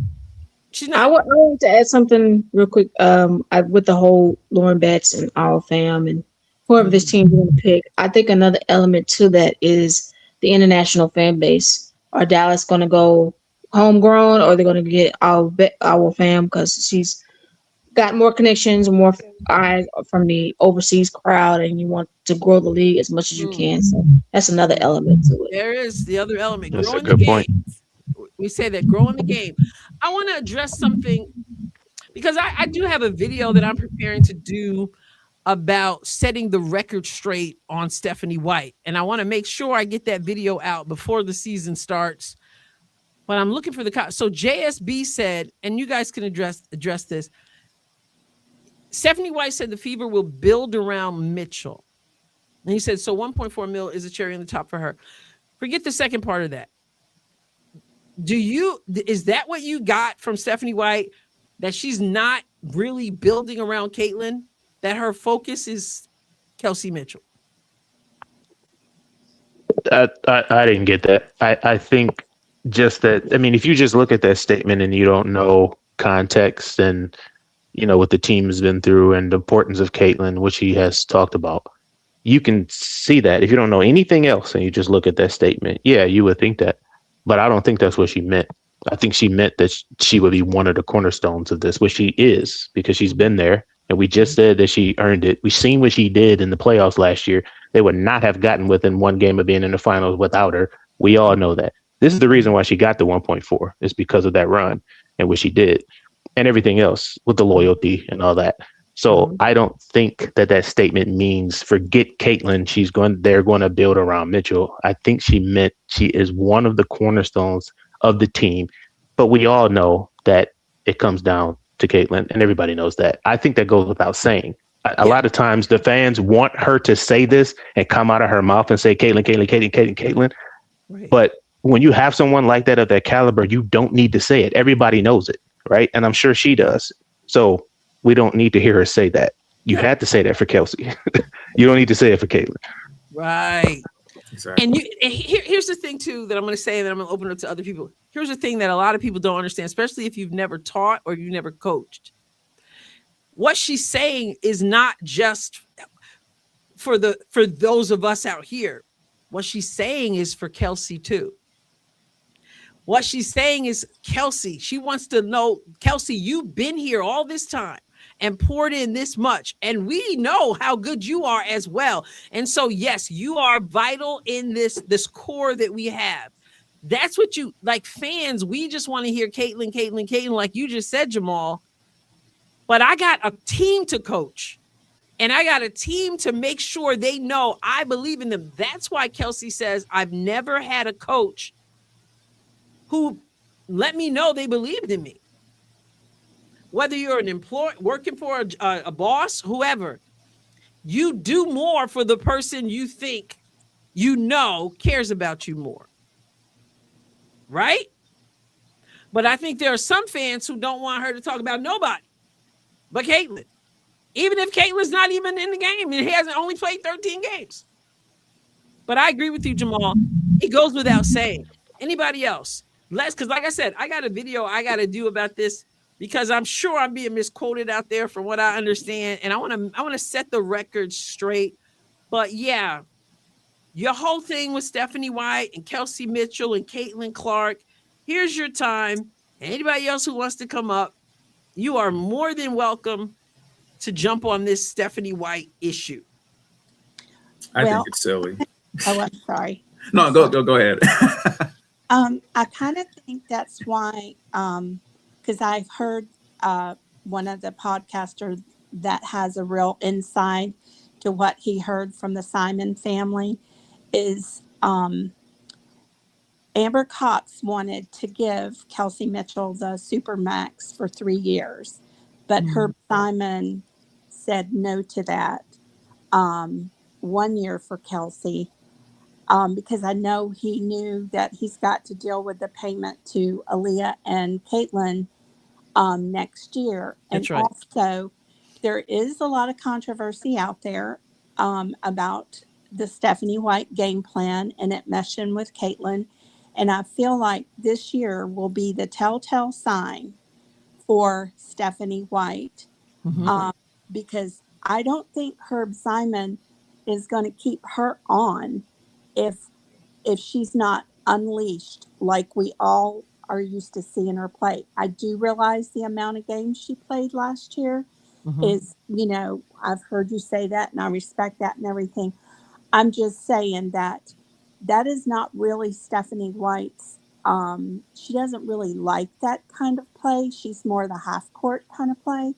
But I don't think Simon this will be her test as well, Stephanie White. I think he knows the money that is brought in by Caitlin is where it's at. And a good business person would see that and put all their chips on that as well. So, I mean, what a good coach does too. I cannot say Stephanie White in Connecticut didn't like to play that style. I coach according to my personnel. That's what coaches do. And I can't coach a non-running team not to play in the half court, right? So this is something that Scott Agnes mentioned today, I think. Someone said that famous question, do you think Stephanie White is going to let is going to hold Caitlin back? And he was just like, no, of course not. He said, he referenced somebody asking her, so what, were you upset when Caitlin hit that 3-pointer from the whatever, I don't know, maybe it was the New York Liberty game or whatever. Were you upset? Somebody asked her that. And he said that Stephanie was like, does anybody ask Steph Curry? if does anybody say, are you upset that Steph Curry shot the shot there? Of course not. She's like, of course I want her to shoot that shot. So I don't know where people get it from other than Caitlin wasn't healthy last year. And so, but no, I can't, a good coach has to adjust to the personnel. Just as when Caitlin goes off the court, I have to say, who's my point guard coming in now? And I got to make adjustments. Did you want Sydney Colson making the passes Caitlin Clark was making? Did you guys want Sydney Colson to try to make those passes? Oh, no. Absolutely not. Right. Remember Team USA? Angel tried it. No offense. Yeah. Angel tried that pass, and it was like it ran out of steam halfway. We were like, what are you doing? It was like, no, Angel, no. Right? You got to play within yourself, and I got to play. Sydney Colson's got to play Sydney. Taisha's going to have to play Taisha's game. You can't. So I think she knows enough to understand, but I think you're right too, Tina. And I don't think Lynn Dunn, they don't think they brought Lynn Dunn. She was already an advisor. She ain't there looking over guarantee you they're not worried about Stephanie White, how she's going to coach the Caitlin. But I do say this. There is a certain amount of grace from last year because we didn't get to see her coach Caitlin last year. And so some of the grace and mercy might go out the window if in this given situation you're, time and time again, you're not doing what you're supposed to do. And that's with every coach. So yeah, she's going to coach Caitlin because that's what she's there to do. Anybody else? Anything on that? Anything on? No. Yeah. Oh, I'm sorry. Go ahead. No, who is that? Oh, no, that was me. 6 foot. Oh yeah, go ahead. Now, I was just gonna say at this point, I'm not gonna focus too much on what Stephanie is saying. I'm gonna focus more on what I actually see. Mm-hmm. And if I see Caitlin playing off the ball way more often than I should, I'm gonna have a concern. I need that ball to be in her hands. I need to see some type of resemblance of what we saw her rookie year. We know the coach, her rookie year wasn't the best. No. Yeah, she wasn't the best coach. We get that. I'm not gonna sit here and say I have buyer's remorse with Stephanie White, but I do. I'm this year. This will be my 3rd straight year watching the WNBA straight through. I'm focusing on body language. I'm focusing more on people's reactions to certain things. That's going to be a tell-all story when it comes to, how I feel the team chemistry is going, because I'm assuming none of us don't have insight as to what's being said during those huddles and what's being said during those locker room meetings. So we have to just pretty much go off of sources, go off of what we feel or what we see. Like I said, Coach Ross, you coach basketball a long time, so you know this game, you know the behaviors, and you know what's good and what's bad. So I listen to you on your channel to kind of get some insight. But for the most part, we don't know what directly is going on. So I want to see what's going on next year. Even when Angel comes down here to Atlanta, I want to see the players around her and see their demeanor and their reactions to certain type of things when things are going well and when things are going bad. So I'm not going to focus too much more on what Stephanie White is saying about Caitlin or about Kelsey. I'm just going to see I'm going to see how they're winning and how they're losing, and the body language of the players, and that'll give me everything I need to know. It's okay. Well, let me say this. Something Scott Agnes said today as well. Mm-hmm. You're not going to see Caitlin with the ball in her hand 100% of the time, nor should you. And so most of the time, the ball needs to be in Caitlin's hands. Obviously, Stephanie White's not stupid. She knows that. But at the same time, as he was saying today, and he's correct, at the same time, you have to be able to keep her on the floor at times. You have to give her a break. You see how they play her. You see how they ride her 94 feet. So that's why you hear some people saying, hey, I don't want to see her standing in the corner. That's for sure. If the ball's not in her hand and she's a shooter, then you can run plays. She can run off screens. She's not going to be a one-dimensional player, period. And she can't have the ball in her hand 100% of the time. It's just not going to happen, right? That's where the coaching comes in. That's where the coaching comes in. So somebody said today, I think someone said to Scott Agnes today or yesterday, he said, I want to see at least 80% of the time. I say 90%, whatever. But at some point, you have to be able to spell her some, because she's not going to be effective when she's being defended the way she is defended with the physicality. So we want I'm just saying, we want the ball in her hand. Good things happen in her hands, but she can't. It's sort of like the people who say, well, you got to run all the time. You have to learn how to play in the half court too. And to run, you have to play good defense. I mean, you've got to be able to get the ball, rebound the ball, outlet the ball, and go. So let me address Top Gun real quick. I don't understand why you don't admit. First of all, you're going to stop you right there, and I'm going to check you right there, because that's suggesting I'm lying. That's number one. So I'm not admitting anything. I don't understand why you won't admit Stephanie White ran the Sun offense last season. Caitlin wasn't playing last season. If somebody got video footage of Caitlin playing more than 13 games, please show it to me. That's funny. I watched lives with you and heard you say, why are they not running? If you heard me say, why are they not running? It was a situation where I felt they should have been running. Okay. But again, Caitlin Clark was not on the floor, right? 13 games, early games, not consistent 13 games. In 13 games early, coaching Caitlin in June or May is not how the team would have looked if they had had a chance to play together, and we're still playing together in September. So I know it's, like I said, I got a video coming on this, but I'm not admitting anything. Okay. I mean, I didn't just wake up yesterday and be like, oh, let me turn the TV on, and I don't know anything I'm talking about. Right. I wanted to address the running part if I could, for ones that may think that they should be running. I'm going to use an NBA reference. Remember the Phoenix Suns when they had Steve Nash and Amari Stoudemire and all that? That's all they did every game is run. And look how that turned out for them. Excellent team. Steve Nash was a double MVP, if I'm not mistaken. Excellent team, but they never won anything. You cannot keep running the whole single time. You will, at some point, especially in the playoffs, have to run half-court offense. Running is not going to do it. And with that, and if you say they did that and they ran a lot of night, well, yeah, they might have, but that's college, right? And again, what did that get them? Unfortunately, we wanted them to win, but they didn't win anything there. So you have to run half-court offense. Yes, you get it in situations. Yeah, you're going to need to run, and they need to speed it up. They have the players to do it. They can effectively do it. But at some point, some team is going to grind you down, and you're going to have to run pick and roll and back doors and, screens and all that type of stuff. That's how you win. The running just gets you quick points, and you need to do it. Yeah. And they have the people to do it. And as much as you can do it, go for it. But you'll hear champions in this league tell you that in the playoffs in particular, the game slows down. Yeah, I remember even I had friends of mine that were saying that the Fever should hire Mike D'Antoni as the head coach just for that reason.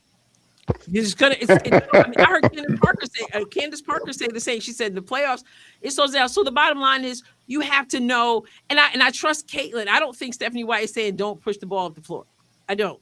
Right? Amber just said something the other day. Yeah, we want to play fast, but you got to play. Sometimes you take what the defense gives you. You got to do that too, right? You can't be one dimensional. But yeah, no, I just wanted to address that whole thing. And I have more coming on that. So anything else that anybody wants to touch on, whether it's Indiana or Atlanta or the Sky or Dijonay or anything? I want to talk about Connecticut and Houston. Is this NDW? Yes. Okay, Connecticut and Houston. My Houston Comets. Texas Stand Up is coming next year. I can't wait to see that. I want to see the first presentation. The team walks into that stadium. They have the banners hopefully hanging up, and it's like you have traditional winning, and all you have to do is just get the right players in the building and start winning. And I think it's Listen, the banners are already hanging if that website is accurate, which is why. I don't necessarily live in Houston, but if they are, they are. But I would love to see the first game highlight of that. And then Brittany Griner signing there, May told us that she's from Houston, so next year she's going to go. Yeah, I was going to ask some clarity on that. So the Connecticut Sun are turning into the Houston Comets next year. Yes. So does that mean that this is the thing? So if the Comets win in 2027, does that mean the Comets will have 5 championships? Is that how they're doing this? I believe so. I believe so too. Because I mean, the name they own, that's that team. Whether if they moved, because they didn't move, they folded back in the day, right? They didn't move from one place to another. Well, that's a good question, because when the Baltimore Ravens won their Super Bowl of 2001, did the Cleveland Browns get a championship out of that? Because the Ravens were the Browns and they didn't. No, they did not. Right. So I don't think unless they change the rules because of, I don't know if they changed the rules, but yeah, the Ravens, the Browns didn't get acknowledged for having a championship because the Ravens were the Browns, and the Browns that we know today are an expansion team. Yeah. But I think it's a case of does the history follow them to the new team? I think anything dealing with Connecticut outside of them not winning a championship this year. I'm not sure how it's going to work out, but if they don't win a championship, I think everything as far as Connecticut stays in Connecticut for the next team or another ownership group to buy the team and the whole, monarchy or whatever. But the players does come back to Houston and they pick up right where they left off for Houston. And that's the problem I have. As a person who was a huge Comets fan, I would have rather seen them just cut ties and start a different team. Is that just me being selfish? I agree. What you saying? Don't bring the Comets back. Start a new franchise in Houston. Yeah, or it's like it's the Comets, but it's not those Comets. Right. They never will be those Comets because those players are not coming through that door. I get what you're saying, but it's brand recognition. When you come back to Houston, the fans know Houston. Just like, listen, I'm in the D. I'm from the D. So when Detroit comes back, it should be the shock, but I don't know if it's going to be because I heard they don't own that name anymore. But if it is, it's the shock, right? But it's not when Swin Cash was there. It's not when when Bill Laimbeer was coaching. That's when true. Stevie Brondello was there. Yeah, right. It's not that, and it won't be, but it is because of the name, and we kind of have to accept that and move on. But I totally get what you're saying, Coach, about that. It's not Houston. Cheryl Swoops is not there. Cooper is not there. Tina Thompson. I get it. Yeah, my heart Rudy. just doesn't. I can't see that because it's Connecticut. Right. Right. It's definitely not the same. Yeah, and I'm like, so then if the Comets, if they just trash, then the Houston Comets would trash. I don't know. Well, see, I ain't gonna lie to you. I'm kind of happy the Comets are coming back because a lot of people don't know the statistic is that Cynthia Cooper is tied. It's tied for the second most Finals MVPs in basketball history, male or female. Jordan has 6. LeBron and Cynthia Cooper both have 4. And so it's just like these little things are going to come up and pop up as the Comets come back around next year.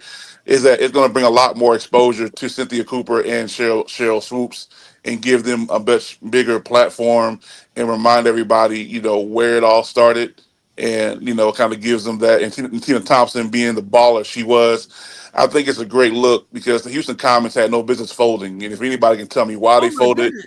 I would love to know why they folded because, geez, 4 in a row. They tried to sell it or something, and they failed 2 times or something. They weren't making money or whatever. But I tell you what, if they bring a Coop and Swoops, a Tina Thompson, don't cringe. I know I said Swoops, a Tina Thompson on the I mean, but as a baller, oh my goodness, right? Like if they brought them back, part of the coaching. I think they would have to be involved somehow. Yeah, so 1 or 2 or all or somehow, some way. Yeah. I can see one of them being like a general manager. You know what I'm saying? Being a GM, something like that. Because Cheryl Miller deserves a job doing something in today's WNBA. I'm not understanding why she's not involved in doing something in today's basketball league. But I think one of those ladies should be the GM for the Comets. It's going to be a good situation down there in Houston, man. Houston is a major player city, so yeah. You know what I'm saying? It's about time. Well, yeah, I guess I'll get her used to it. William McNally said, I wanted to read this. He said, this is one of the best chats on YouTube. Either the mods run a tight ship and or Adrienne draws mostly level-headed and pretty polite followers. I think it's both. I think it's definitely moderators. Give it up. I tell people, man, it's definitely both. And props to people like Freedom. Props to all the moderators that run the type ship. Keep the shenanigans out. I'm telling you, man, always. You mess with Coach, you're gonna get hurt if you mess with Coach Ross. I'm telling you, I'll be seeing people on social media. They be doing they don't go hard on Coach Ross, but they be saying little bickering things, and they choose their words wisely. You don't mess with Coach Ross, man. I'm telling you. I know some folks say a lot of stuff, and some of it is attached to the coach's name. I know, but they're misunderstanding me about that. Hey, Coach Ross, I ain't big. Hey, Coach Ross, I ain't big for nothing. I'm a man of God, but I will fight for you. You know what I'm saying? All right. That's right. That's what you get the Rossies for. You know what I'm saying? Yeah, I still got something left. You know what I'm saying? I appreciate that. and a man of God at that. Come on now. Amen. You know what I'm Yes, saying? sir. All right. Gotta get it. Mhm. So what else about this free agency? Well, What else? First of all, Adrienne, shout out to Sherry Member for 18 months. Wow. Thank you so much. Hey, everybody, hit the like and help Adrienne out. It's free, don't cost anything. This is the bestest group. You know, I appreciate you. Thank you. well, And thank you. Adrienne, I just want to thank you for having me on. I'm going to step off and continue to listen. Yes, And Tina. I appreciate you, and I watch you, even though sometimes I don't agree with everything. I respect you, and I enjoy the show. Thank you very much. Oh, thank you so much. And you know what? It's so okay that we don't all agree with everything, because like we don't have to, you know. And Thank you. yeah. So thank you. You made some good points. We don't always have to agree, but yeah, good points. Thank you so much. So yeah, I dropped the Did I drop the link again? Summer asked for the link. Come on, It's Summer. moving so fast. So anybody else want to jump on, or anything else that you're thinking about here? Who's left? I would say, Coach Ross, in your opinion, give me a letter grade on how you feel the Fever did so far in free agency. Oh goodness. I'd have to give the Fever. Let me let Brett in here. I'd have to give the Fever at this point, second day signing, A. Okay. Because what's up, Brett? Because think about it. This is just day 2 of signing. Mhm. I And agree. and who do we have? We have Caitlin, we have Kelsey, we have Lexi, we have Sophie, we have Aaliyah, we have KK back. We've added a big. We have I don't know how effective yet. We've got a backup point guard for Caitlin. We've got Damiris Dantis. Although again, for her role, she's okay with her role, right? And I can't hear you, Adrienne. you can't. I don't know why. This happened the other night too. The rest of you can hear me, right? I can hear you. Yep. Yeah. So when you think that tomorrow is the draft, and we already have 9 pieces in place, 7 of whom are very familiar with this team. Another one who is semi-familiar because she's been coached under Stephanie. She played with Caitlin at Team USA, and she played with Kelsey in Unrivaled. So 8 of the 9. 8 of the 9 and Ty also played for Stephanie White. So 9 of the 9 have some familiarity, and you're only on the second day of signing, and you got a draft coming tomorrow. That's an A. That's an A off the chart. Now if we don't get something tomorrow, and time moves on, because we got a week and we start preseason, you start training camp. We need another big. I agree with that, because to see how far Indiana went in the playoffs, right, it was only a game from the finals. And we basically got most of those pieces back, important pieces back. Really, at this point, if you want to run it back and you want to try to win a championship, you keep those pieces together and you fill them in with these other smaller pieces. Mo Billings is huge. We don't know what they're going to do in the draft either, right? So 10th pick is important for them, and we'll see what that is, whether if it's a big, whether if it's, another guard. We don't really know, but I think they're sitting good. I agree with that A grade, that they filled in the holes. They got the people that they were supposed to get to keep them together, to keep the chemistry together. And all things being equal, hopefully, Caitlin is 100%. She stays healthy, and that can push them. Just her being back should push them into the finals, knowing what they did last year. But now you have these other pieces that can push them to get that chip. And I think they're sitting right where they need to be. And prayerfully, AB is doing well. Yep. But I'm looking at some of these grades. I'm seeing April said, I definitely don't always agree. Yeah, I'm seeing B- or C+, A-, B-, C+, B+. Kat says I'm too kind. C+, B+, one big away from an A+. Yeah, I would agree. Yeah. I give it an A and one big away from an A+2. Is it Z A natural? I agree, but at the second day mark, I gotta go with the A. Yep. Kara said we say goodbye to Howard, so that's a win. Boy, people rough on the rough on the. Man. It says B. I see a B and B Hey, plus C. hey, Coach, I think, Coach, if you don't mind me saying, Coach, I'm not a big fan of players whose families speak on teammates. That to me is detrimental. So, I mean, Kelsey, we'll make an exception for Kelsey with her sister and what she, reposted. But Natasha Howard, you know, saying you an OG, but you're the new kid on this team, and you got people speaking on player affairs and this and the third. It's just that pillow talk doesn't sit well with me. I forgot about that with Howard. Yeah, her wife had said some things about the team that was kind of like, very toxic. And, when you do the pillow talk, keep the pillow talk at home. When you bring it to the team and you bring it to the media, it just creates more narrative. So Kelsey, I'm making an exception for her because she's an OG. She's loyal. She's a lifer. But Natasha, she had to go. And amongst other reasons, what I'm saying, I just don't like that. What I'm saying? Let's keep all your thoughts and opinions to yourself. And Natasha, players need to do a better job of telling their family and friends, stay off social media, and whatever I tell you, keep it to yourself, or I'm not going to tell you anything at all. That's really, really important, especially with the league. Was that one time for Natasha situation? I think so. I think that was one time. Yeah, her wife had said something about that might have been a reason for that.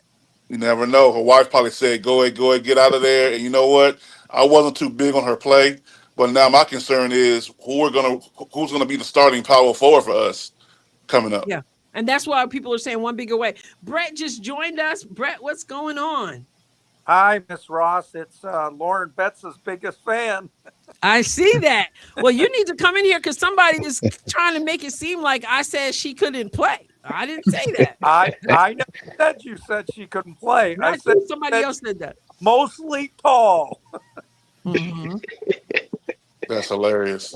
Which, like 6'8" says, that's kind of a cut to her, isn't it? I really like Lauren Betts, and I think she's certainly no scrub at all. And so, I got nothing bad to say about her. Can I just say about this entire free agency thing? I think the Fever did okay. Mm-hmm. Billings will help. I think she's a better fit than Howard was. But I still think I would only give them a B or C because there's at least 5 teams in the league that got better. I mean, some people make fun of the fact Angel got traded, but they have a very good coach. And I think he's going to tell Angel, hey, know your job, rebound and pass it out. Yeah, don't absolutely. be trying to lay it up. And also just keep your personal stuff to yourself. Don't bring it into the locker room. I think Atlanta will be better. I think Chicago, obviously, with all the moves they made, is going to be better. Mm-hmm. I think the Liberty are going to be better. I think it's going to be a tough year. It's not just, hey, we make the playoff, period. But you didn't say Indiana, though, I don't think. No, I think Indiana's going to be, I don't think they are much better. I think they're about slightly better. Let's put it that way. I think the Liberty gonna run out of gas, man. For some reason, I don't, because that starting 5 that they're gonna have is great, but you cannot run 5 people the whole entire game. So that bench is looking a little suspect to me. And it became apparent last year, right? Because the year before that, they had people like Kayla Thornton. They had Benidra, who they didn't have, during last year. They lost those players, and it showed. And so I think the same thing this year. Yes, you added Sabali, right? You got that starting 5 is killer.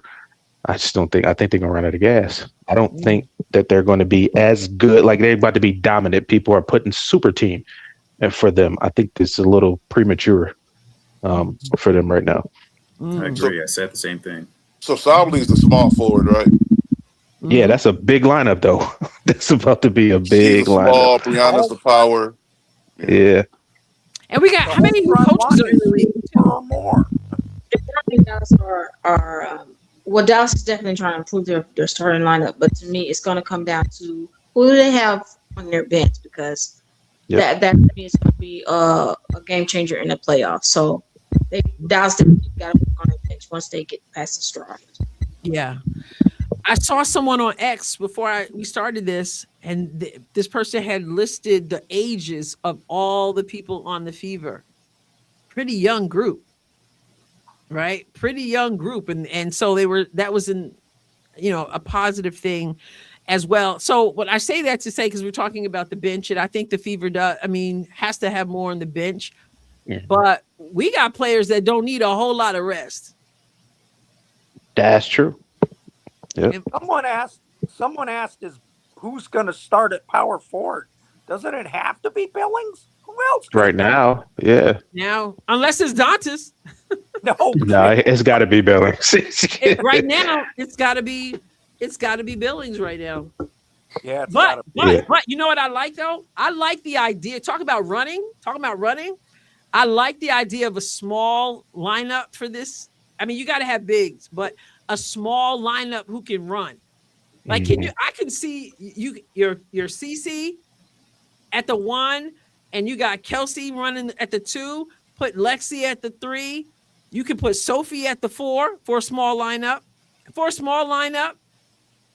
You don't think so? I would. I personally, like I told you on one of your last lives, Coach, is that I would use Sophie Cunningham as a Danny Ainge off the bench. Yeah, Give that spark plug. Somebody we can use. I'm not saying starting. Oh, okay. For a smaller lineup. Oh, gotcha. Okay, You want to run it. You want to go small. You want to go fast at times. You could put that. And then with AB, because she's a different player right now, assuming she's well. Okay. And I mean, I would. I don't know, but just a thought. Not to start. And defensively, you can do a lot of things too, because you can. Sophie and Lexi are so scrappy. You can switch them off pretty much on anybody but a 5 for a short period of time, right? Now, obviously, if you got Alexi down there and she trying to check up on Asia or Stewie, she gonna get cooked. But you just got to watch it. But you can do a lot with those smaller lineups with the players that they have, especially somebody like Sophie. You have options. Didn't you? I mean, I know we're not talking. I know this is the pros, but did you see what Dawn Staley did? She put Raven Johnson on Sarah Strong. If you're scrappy enough, you can get away with it, right? It messed up Sarah Strong. Yeah. It messed up the Player of the Year. It just was a different look. She threw a different look. Hey, Coach, look at what OKC does in the men's side with Caruso. They put Caruso on Joker last year in the playoffs, and Joker struggled. Yeah, low to the ball. A whole different feel. A whole different, So is now, what if the Fever still in the chat? What'd you say, Miss Ross? Is our Dallas fan still in the chat? Yes, NDW is still here. Yeah, I'm sorry.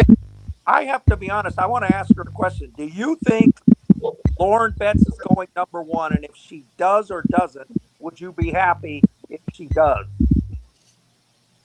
I think it comes down to, yes, do they need a big or do they want to go for a wing?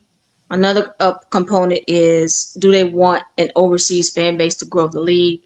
It's a component of that. I would not be mad if they went Lauren Betts, because I think she's tall, she can defend, and all she has to do is continue.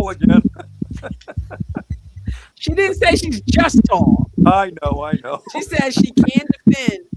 Wait, Coach said she big for nothing. Continue to work on professional women. Somebody should I hear some background noise. I might need someone to mute. Yeah, that was it. But NDW, you can't mute because you were talking to us. Yeah, I think Betts, I would not be mad if they pick up Betts. Or our fan, but Betts, if they got her, I will not be mad. In other words, you're not picking a guard if you're Dallas to start for number 1. With Paige and Arike, I think we're okay right there. But if you get a guard, I'd rather someone who's feisty as a defensive guy, a woman like Raven. I want to get Raven because guaranteed, if she sees Caitlin Clark, she's going to go after her. She's like, wave me off. Okay, I'm still coming after you in the pros. So somebody more feisty.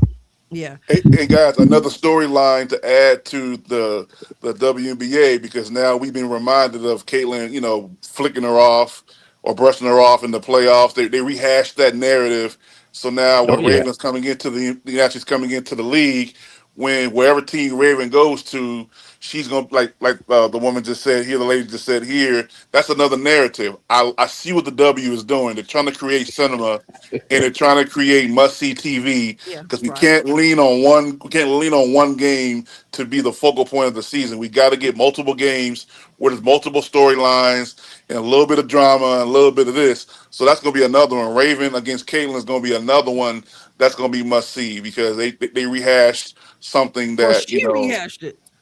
yeah, she did. Yes. She rehashed it, and she brought up the whole going to get seek mental help and all that stuff. And she kind of she really dug deep with it. So that wherever she goes is going to be must see TV. What Raven if she versus goes to Caitlin too. Indiana? Some predict that she will go number 10. And the thing that gets me too, because I've seen this, and you know how toxic threads can be, right? So you got to be careful. And we've said that before.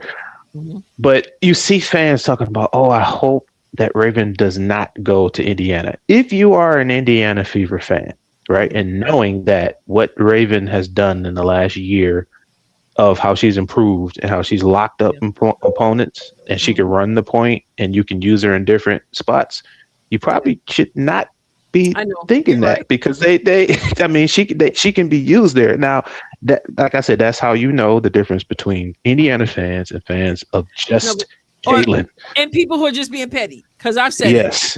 Yes. And I was being petty, but I think she put that out there again because she doesn't want to go to Indiana, is what I'm thinking. So she brought this up again, and then all the fans, of course, are feeding it. Her fans, don't go to that team. Of course, they're doing the same thing to Mo out there. I can't believe you're going to that team. Those people are horrible, etc. But no, Raven would probably, defensively, and she's not, she's a point guard. Like, she's not looking to score a ton of points, either. She's going to distribute the ball. I don't know how her game is going to translate to the WNBA. It's hard. There are levels to this thing. to quote Diana Taurasi, but no, you make a good point, because I know I'm just sort of being petty about it, And say something about Caitlin real quick. Yeah. Okay. I'm old, as you can tell from my handsome face. No. Young man. I go all the way back to Bill Russell, Wilt Chamberlain, and all that stuff. I'm old. I got to say, in my long lifetime, everyone says that Caitlin is a generational player. Mm-hmm. I 100% disagree. Mm-hmm. I think she's one of 5 transcendent athletes that I have ever seen. She changes the game. She's made the game better. She's made it more popular. And my other 4, just so you know, are MJ, Muhammad Ali, Tiger Woods, and of course, the great Secretariat. They all changed their sports. Yeah, that's true. And I'm a little slow. Who's that last one? Horse. Secretariat. Triple Crown winner. The horse. Yeah. The horse. Yeah. Gotcha. Without a doubt. I agree. It's like, just think about the conversation that we're having. Pre-Caitlin, and maybe some of you would say, yeah, but pre-Caitlin, I'm not sure. And these conversations are going on in various platforms. Are all these people talking about the WNBA pre-Caitlin? No. And back in the early days with Cynthia Cooper, if we had these platforms, then I would have been talking. But generally, no. And that's why some people say she should have been at the Olympics before, although I say even talent-wise, she should have been. But she has transformed the game. It has brought a lot of good. It's also brought a lot of ugliness out there, as you know. But yeah, generational on the court, the way she scores, the length, the distance from which she shoots. But another transformational thing about Caitlin is beyond Caitlin, and it is this. And when we talk about the comments coming back, this is perfect. This is a perfect example. Caitlin's first season, I still remember someone made a comment, and he said that Caitlin, because I follow Caitlin, and I learned about all these records she broke in her rookie season, like 62. He said, it makes me curious about those people whose records she broke. So it makes me want to know more about the history. Not the old guard making us, you better learn about. That doesn't work. That pushes people away. And you've heard people say that. You can't force people on people. But when it's organic in that way. Yep. Oh, Caitlin Clark broke the assist record. It used to be held by Tisha Penicheiro. Oh my goodness. Who's Tisha Penicheiro? And you go and you look at her highlights and you like, oh my goodness. She was like the white Jason Williams. Like the white Jay Will, you know. Right. Not the black Jay. There was another black Jason Williams. Talking about white chocolate. Yeah. White chocolate, yeah. White chocolate. And he played for the Sacramento Kings, and Tisha played for the Sacramento Monarchs, and she was flash. I mean, passes behind the back, over the head. And Caitlin came in and broke her record. He's like, well, I want to know about her. She had a triple-double. Who else had a triple-double before in the WNBA? Sheryl Swoopes was the first triple-double in the WNBA, right? And so it's like, oh, let me look up Sheryl Swoopes. But Caitlin was the first rookie to do it, you know? So it's generational in all of those ways. I think the one thing about Caitlin, as we all know, every player on the floor, she makes them better. Right. Yep. Automatically, they're better because she's on the floor. Absolutely. And I think, I'll say real quick, Coach, another thing that got me interested. I know who Pistol Pete was, but I didn't necessarily dive into his history until I learned about Caitlin, because when I heard that Caitlin didn't just break a woman's record, she broke a man's record, which to me needs to be celebrated a heck of a lot more. And that's why I'm just so upset when people criticize Caitlin and doubt her accomplishments. She broke a record. She has scored more points in college than Kareem Abdul-Jabbar did, and he was a 4-time champion in college. And so it made me get more into Pistol Pete and made me learn more about, his game and how similar Pistol Pete's game and Caitlin's game is. She really brought me to a lot of different, like you said, a lot of different players that I wasn't really familiar with. It's because of her that I went back and started doing history lessons, watching YouTube, and start, understanding who all these players were. Even the 2 black women who records she, broke. I forgot their names. One played in junior college, then she went to the Division 1 or Division 2. Lynette Woodard? Lynette Woodard, and it's another one. Okay. It was another black woman's record that was in that mix too. So you're right. Caitlin has really gave us an opportunity to really go back and learn about the OGs in basketball, men and women. But when Caitlin broke Pistol Pete's record, I didn't even know she was that close until I learned about who she was. That's phenomenal. Yeah. That's phenomenal. I'm sorry. That's why it's a shame to demonize someone who is, who's done so much and is bringing attention to other players. That's why we say the Fever, some people didn't like that the Fever has so many games on national platforms last year. And we were saying, listen, when they're watching the Fever, if you're playing the Fever, they're watching you. So the key is not to then act like you have no sense and then use your physicality to try to poke somebody's eye out. The key is that you be on your best game. For real, What is the right? problem? Yeah, The key is that you be on your best game, because that's how they're like, oh my goodness, I didn't know so-and-so was so good. Look at now. I heard people say that I was a fan of Caitlin, but now I'm a fan of several of these players that we would have never heard from. And so instead of taking it like an insult, these players have to go, a rising tide lifts all boats. I do get how you feel a certain sort of way when you've been there and you put in, and here she comes. I get that. But ultimately, you just kind of swallow and say, you know what? This is helping everybody. The year before Caitlin Clark, the Fever attendance was 4,700 per game. The year she got there, it was 15,000. Yeah, she's pretty much transcendent. Yeah. Yes, the proof is in the pudding, man. And it's all that in the last couple of years, it just kind of really bothered me, and I'm sure it bothered everybody. And it's like, if you can't see the fact that she's transcendent, right? And people they're glued and they're drawn to what they haven't seen before. Absolutely. Right? And so that's why everybody was drawn to her in college, especially in their last 2 years, is we've never seen anybody do these type of things on the court before. And so when she got to the WNBA, it was the same thing. It was like now all eyes are drawn there. And you mentioned Tiger Woods, same thing with him, right? No one had ever seen someone dominate a sport like that. Yeah. And it came, obviously, I think, the color aspect of it was there too, right? Because nobody's seen a person of color dominate the sport like that. And I'm gonna go to another comparison that anyone haven't seen. I'm going to compare her to Jeremy Lin in this aspect. Why was Jeremy Lin so great at that time with the Linsanity and all that? It wasn't because he played with Kobe, he played with T-Mac, he played with all these players who are Hall of Fame players. All eyes was on him because he was balling and he was Asian. Something no one had ever seen before. Ever seen before, and that aspect of him being a guard and him being that great during that stretch of time. It's the same thing with Caitlin. Ones want to say, well, race doesn't play a part. Well, it kind of did, because we never seen never seen a white girl come into the league or into college and blaze everyone like she did and shoot like that. And I have to say, sorry to cut you off, that absolutely race played a factor and still does play a factor.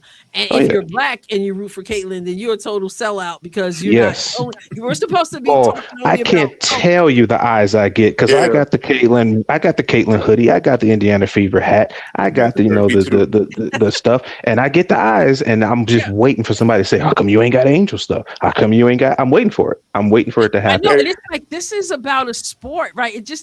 Absolutely. It doesn't make sense. But here's the thing, though.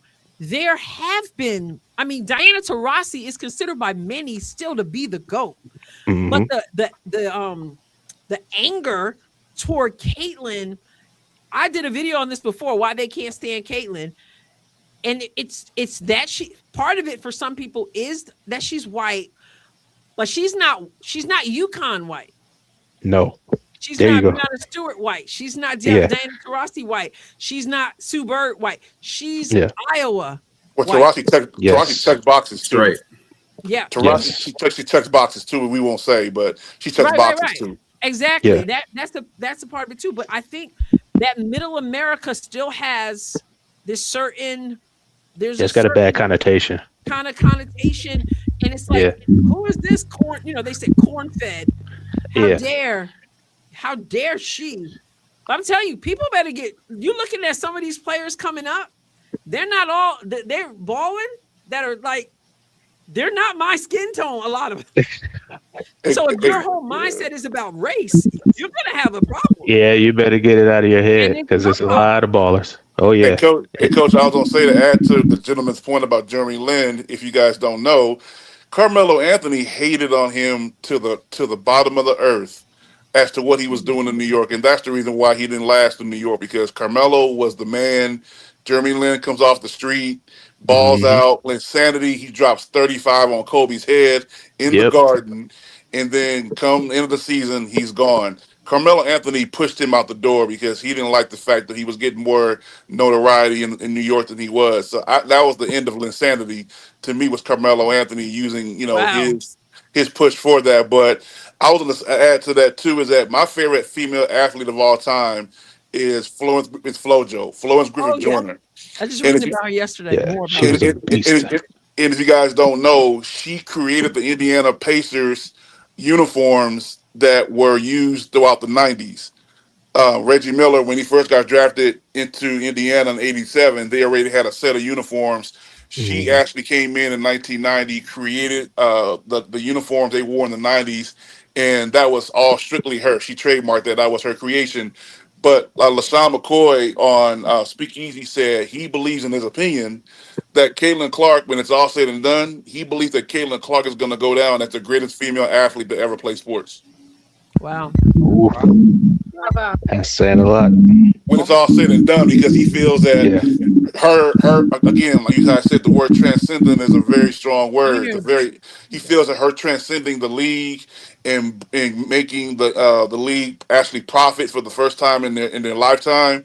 That's something that you've never seen another woman do in another sport, because when Serena and Venus came in, tennis was already hot. they just made it white hot. Like they made it like so hot you can't even look at it. It's so hot. They enhanced what was already great. Tiger Woods, when he came in, golf was already making money hand over fist, but he just brought another element in that brought even more income. But the WNBA was laying flat on its chest when Caitlin came in, and when she came in and now propelled it to where it is now in the social media era. He feels that that adds to her legacy on top of if she can get a couple of MVPs, get a couple of rings out of the deal, be the all-time leader in assists. He feels that no other woman in any sport in history has had a bigger impact on her sport than Caitlin. So I'm praying for that opportunity. I'm praying I live to see that. Now, doesn't she need some longevity for that to happen? I agree. Yeah. At least 15 years. Give her 15 to 16 years. Here's my thought. Shouldn't we make sure she gets plenty of rest? Very true. Yes, ma'am. Yeah. Absolutely. Shouldn't we make sure they're not riding her 94 feet? You're right. Yeah, she's not gonna last 15 years if that happens. Yeah, That's why I told you, Coach. She needs some enforcers, man. She needs some women on there to get the women off of her, man. Listen, I'm just saying, if Caitlin, I have said the way I watch this league with the officiating and all that, if Caitlin is going to have a lengthy career, she cannot be on the ball 24/7. I feel you on that. Right.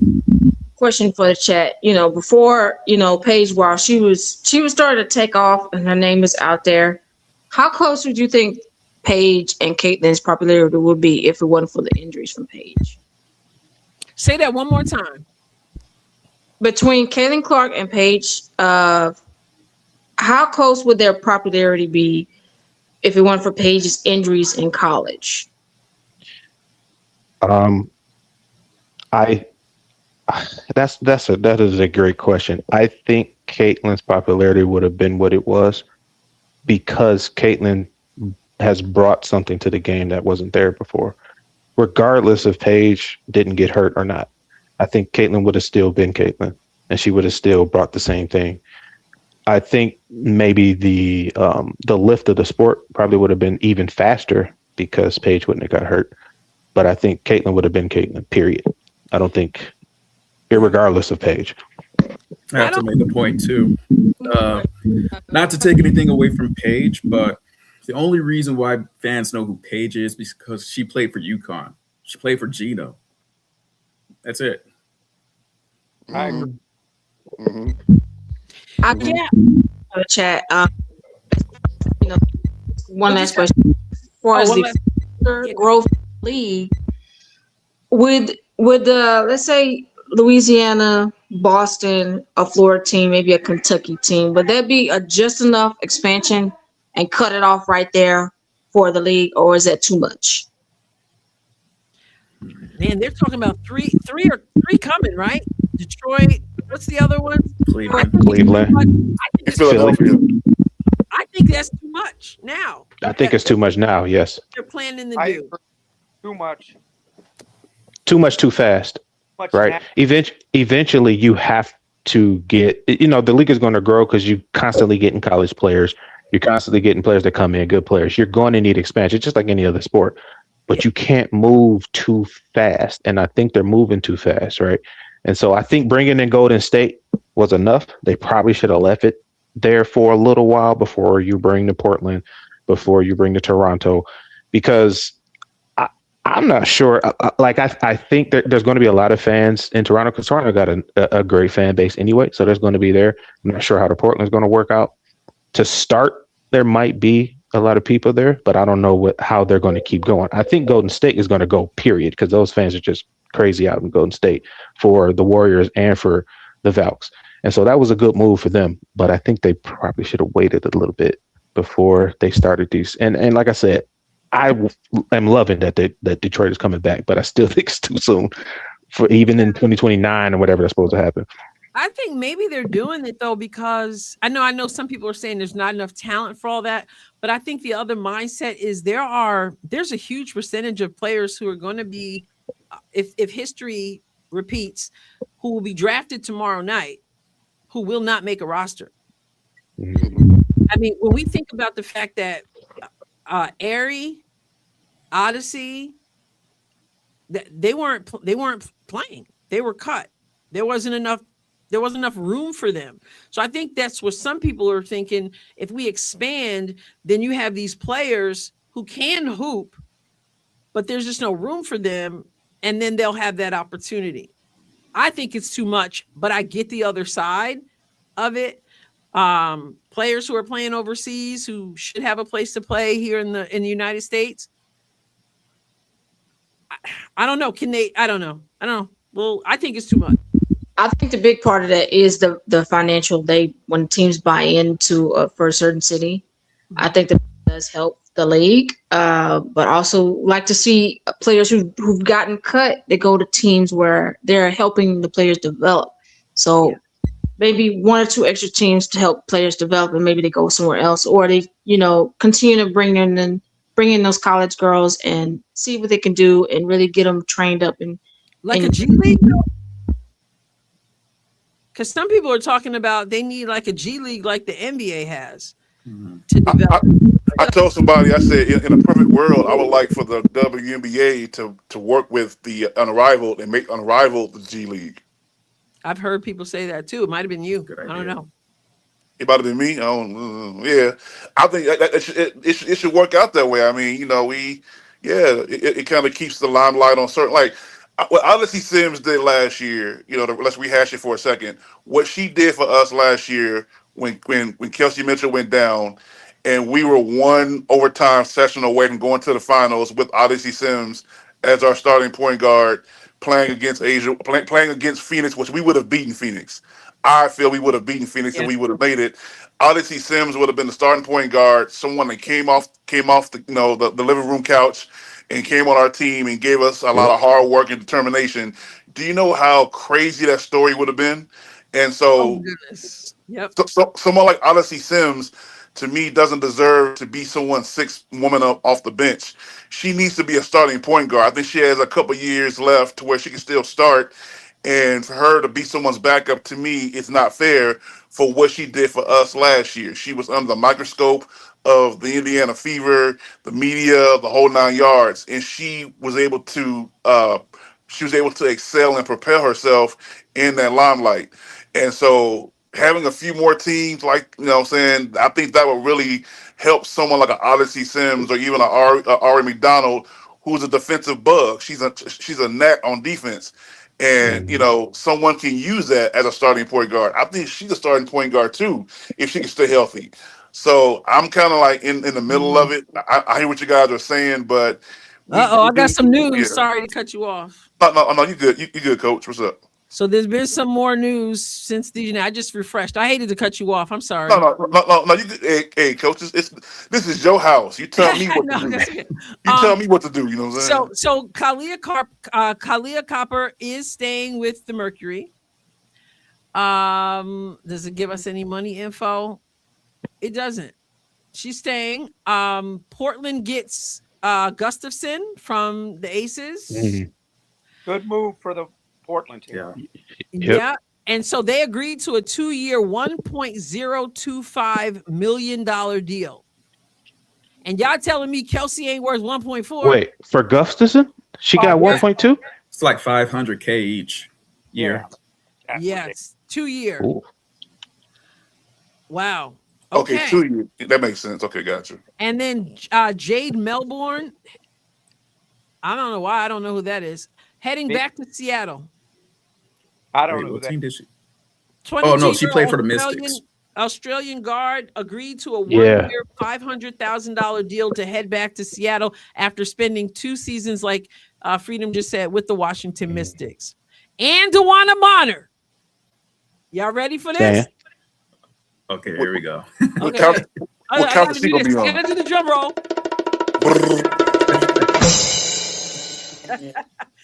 DeWanna Bonner is going to stay in Phoenix. Of course. Of course. Yep. And no info about anything like money. I don't know what took her so long.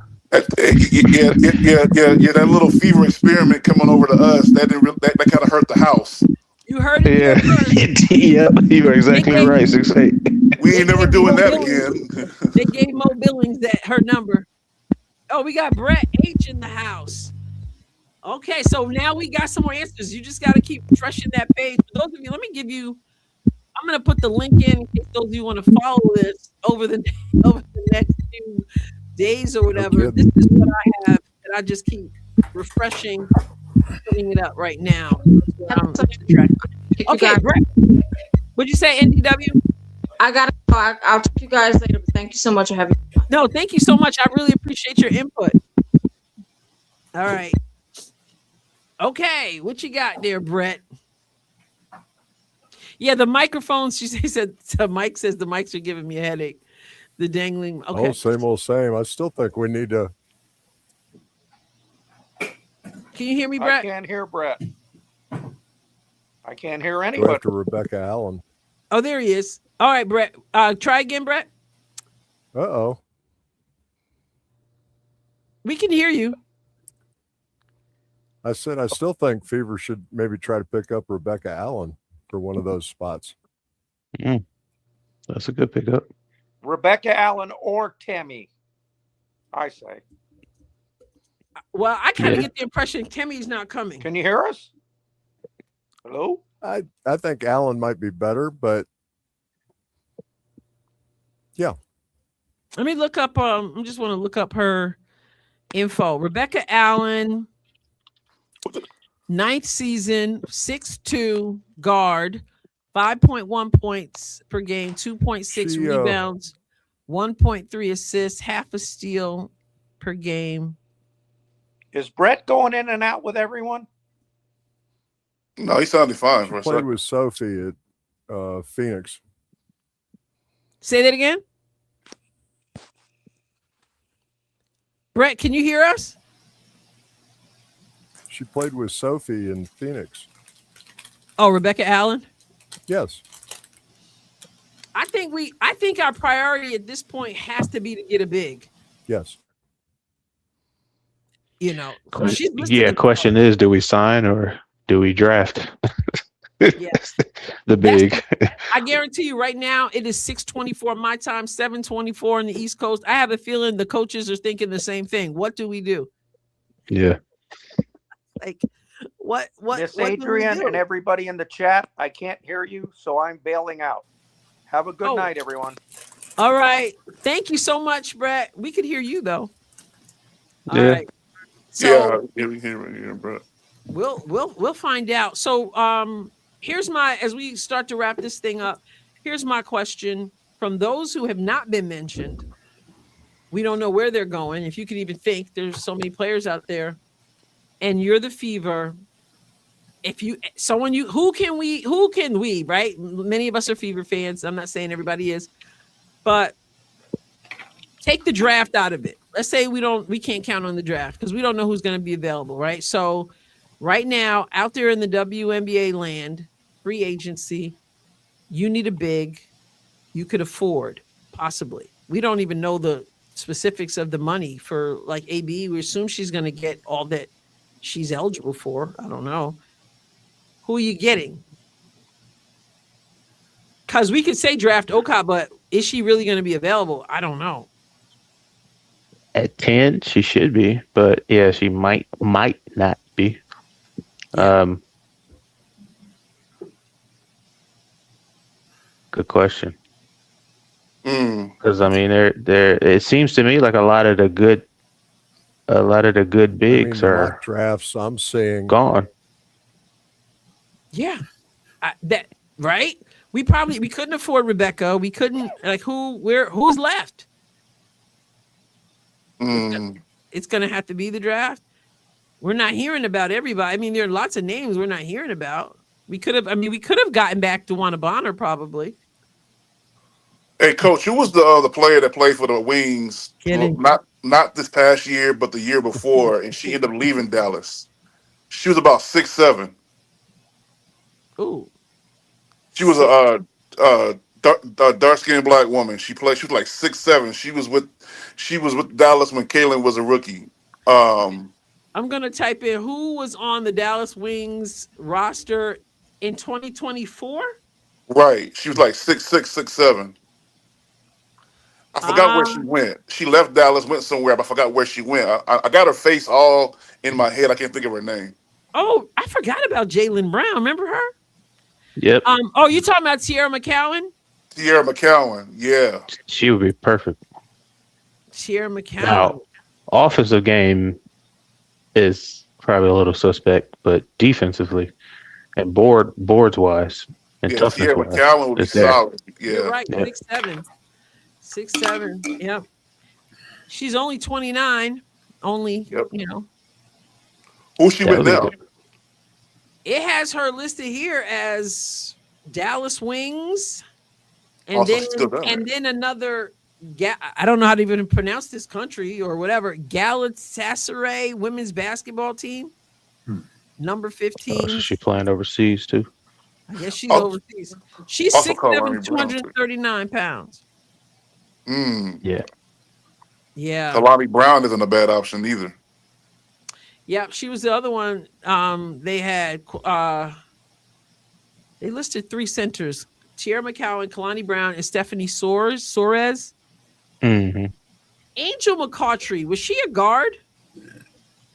I thought she was like a forward, like a 3, but She's I been could wanting be to wrong. get back in this league. She's a forward / How, guard. how old is she? How old is she? I don't know, but she was the one who said, "I'll come and I'll be." She was going to be Caitlin's enforcer. She's 6'1".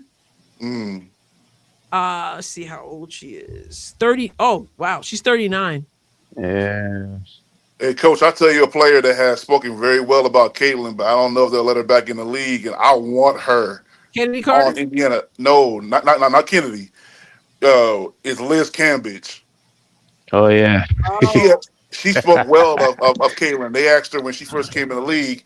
They interviewed her overseas, and there was a little podcast somebody had. They said, "What are your thoughts about Caitlin Clark and her, her effect in the league?" And she's like, "I really like what Caitlin does, and she's a great player. Loved her at Iowa. I There's would love someone to in the listen to chat. you." That's Skoman also said that and said she's 34 years old. And she's Liz 6'9". Cambage. She comes with a lot of baggage. Hey, A lot of baggage.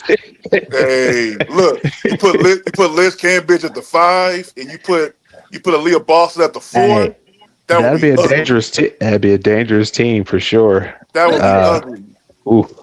Jules said that some of the Angels fans are upset that not the Fever, but the Sky giving her number, letting Rakia wear number 5 when they think that it should be retired. Oh God, come on. After what? Okay. That surprised me. Anyway, Yeah, that don't surprise me. I mean, they did put a statue of Shedeur Sanders outside of Colorado. So what's next? oh my god! Oh wow! That's also ridiculous. Yes, Jonquel Cara is staying. She's staying. Yeah, she ain't going nowhere. Jonquel's another one that I wouldn't have mind coming to the Fever, and she spoke very well of Caitlin too. She even gave, I don't know if you guys remember, she gave Caitlin fans props on live TV last year. Sure does. I sure do remember that.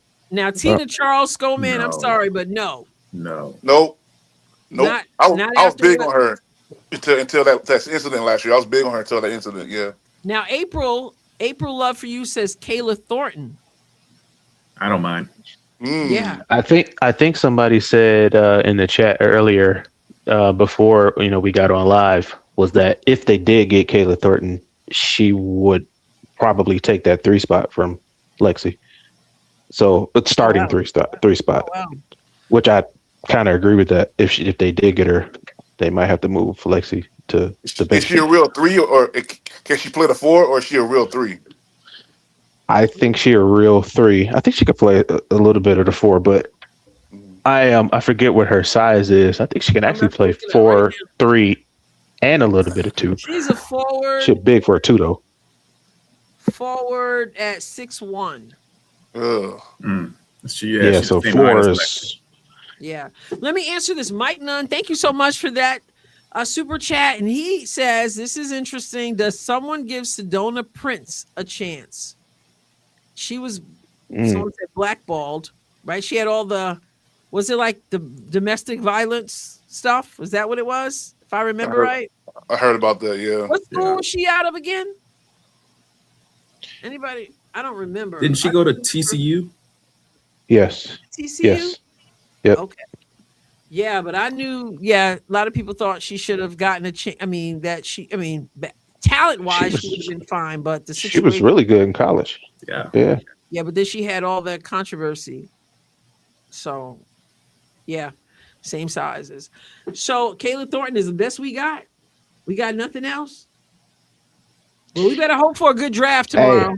Hey, the forward, and I think I saw this in the chat too, where somebody said the forward position, especially the 4 spot, is slim pickings. Yeah.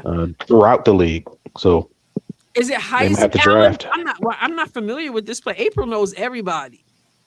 Who? I'm not sure who this is. Who is this? I don't know who that is. April, you need to come on and state your case. She knows all these people. I don't know who that is. I don't even know. Oh, so a popular it says a singer. I'm assuming that's not the right person, or are you just what you talking about? I'm like, who is this? It came up with Myasia Hines Allen. Oh, is that what you're saying? Yeah. That's actually a good one too. Yeah, she's talking to the mic probably, right? She can shoot. Allen, Post. 6'2" forward for the WNBA Dallas Wings. She get after it. Inside play and versatility, having previously played for the Mystics. Yep. So I like that too. That would be good. So I guess we'll find out some more soon. Nalissa Smith. I hope y'all joking. Yeah. Thank you for that, April. You're on it. Well, we're gonna see. We're gonna see. I'm just want to look up the latest, and I'm gonna let you go. The latest WNBA draft projections. I saw one 2 days ago. Was ESPN had the last one. Hey, Coach, who was the player that played overseas against us in FIBA a month ago? She plays for the Aces. Was that Zandalicini? No. She's I forgot her name, but forgot what team she played on. But the one that was at Iowa. I don't know. She's really tall and she plays on the Aces, and she was on one of the foreign teams that we faced in FIBA last month. Are you talking about Gustafson? Gustafson. That's the one I just was mentioning. She plays for Fire. Okay. Yeah. What did I just say? She's going the Fire. Yeah, from Aces to the and she's the one making the 1 point. She's making $1.025 million for 2 years, right? Which surprises me. But do you guys foreshadow any more trades, like draft trades that could be big? Kind of like, to me, the biggest draft trade of all time on the men's side was when if you guys remember when Chris Webber got drafted. And Penny Hardaway got drafted. I was just thinking about that same draft. And they shifted Penny Hardaway for Chris Webber. And you know what I'm saying? Like, do you guys see a trade like that happening possibly? I could see that. Kobe. Yeah. Kobe got traded too, right? For Vlade Divac, yeah. That was a worse trade Charlotte made. Okay, go ahead. Yeah, it definitely can happen, because I don't know how much certainty. This might be one of the most uncertain drafts. You don't know who going anymore because of these free agents. So it could happen where somebody decides to trade back, trade up because they want somebody. You don't know. So I would say it might be at least one of those tomorrow where somebody decides to trade. Well, I'm looking right now at the last projections from tankathon.com, and this was updated about 1 hour ago, I think it says, and then ESPN, which was like 4 days ago. So Tankathon has AZ Fudd going number 1. I'm just going to read through. AZ Fudd at 1, Olivia Miles at 2, Ola Pham at 3, Lauren Betts at 4, Kiki Rice at 5. Let me name the teams just so you know. Okay, AZ Fudd 1 to Dallas, Olivia Miles 2 to Minnesota, Ola Pham 3 to Seattle, Betts 4 to the Mystics, Kiki 5 to Chicago, Flau'jae 6 to the Tempo, Tanaya Latson. That's another one we could use in Indiana. Oh yeah. Although she's only 5'8". Tanaya She can Latson. ball. Yeah, to Portland at 7. Neepkins from UCLA, 8 to Valkyries. Jaquez, 9 to Mystics. And Medina Okot, 10 to Fever. Nell Angloma to Mystics at 11. Raven going to 12 for Connecticut. And Dugalit going 13 to Atlanta.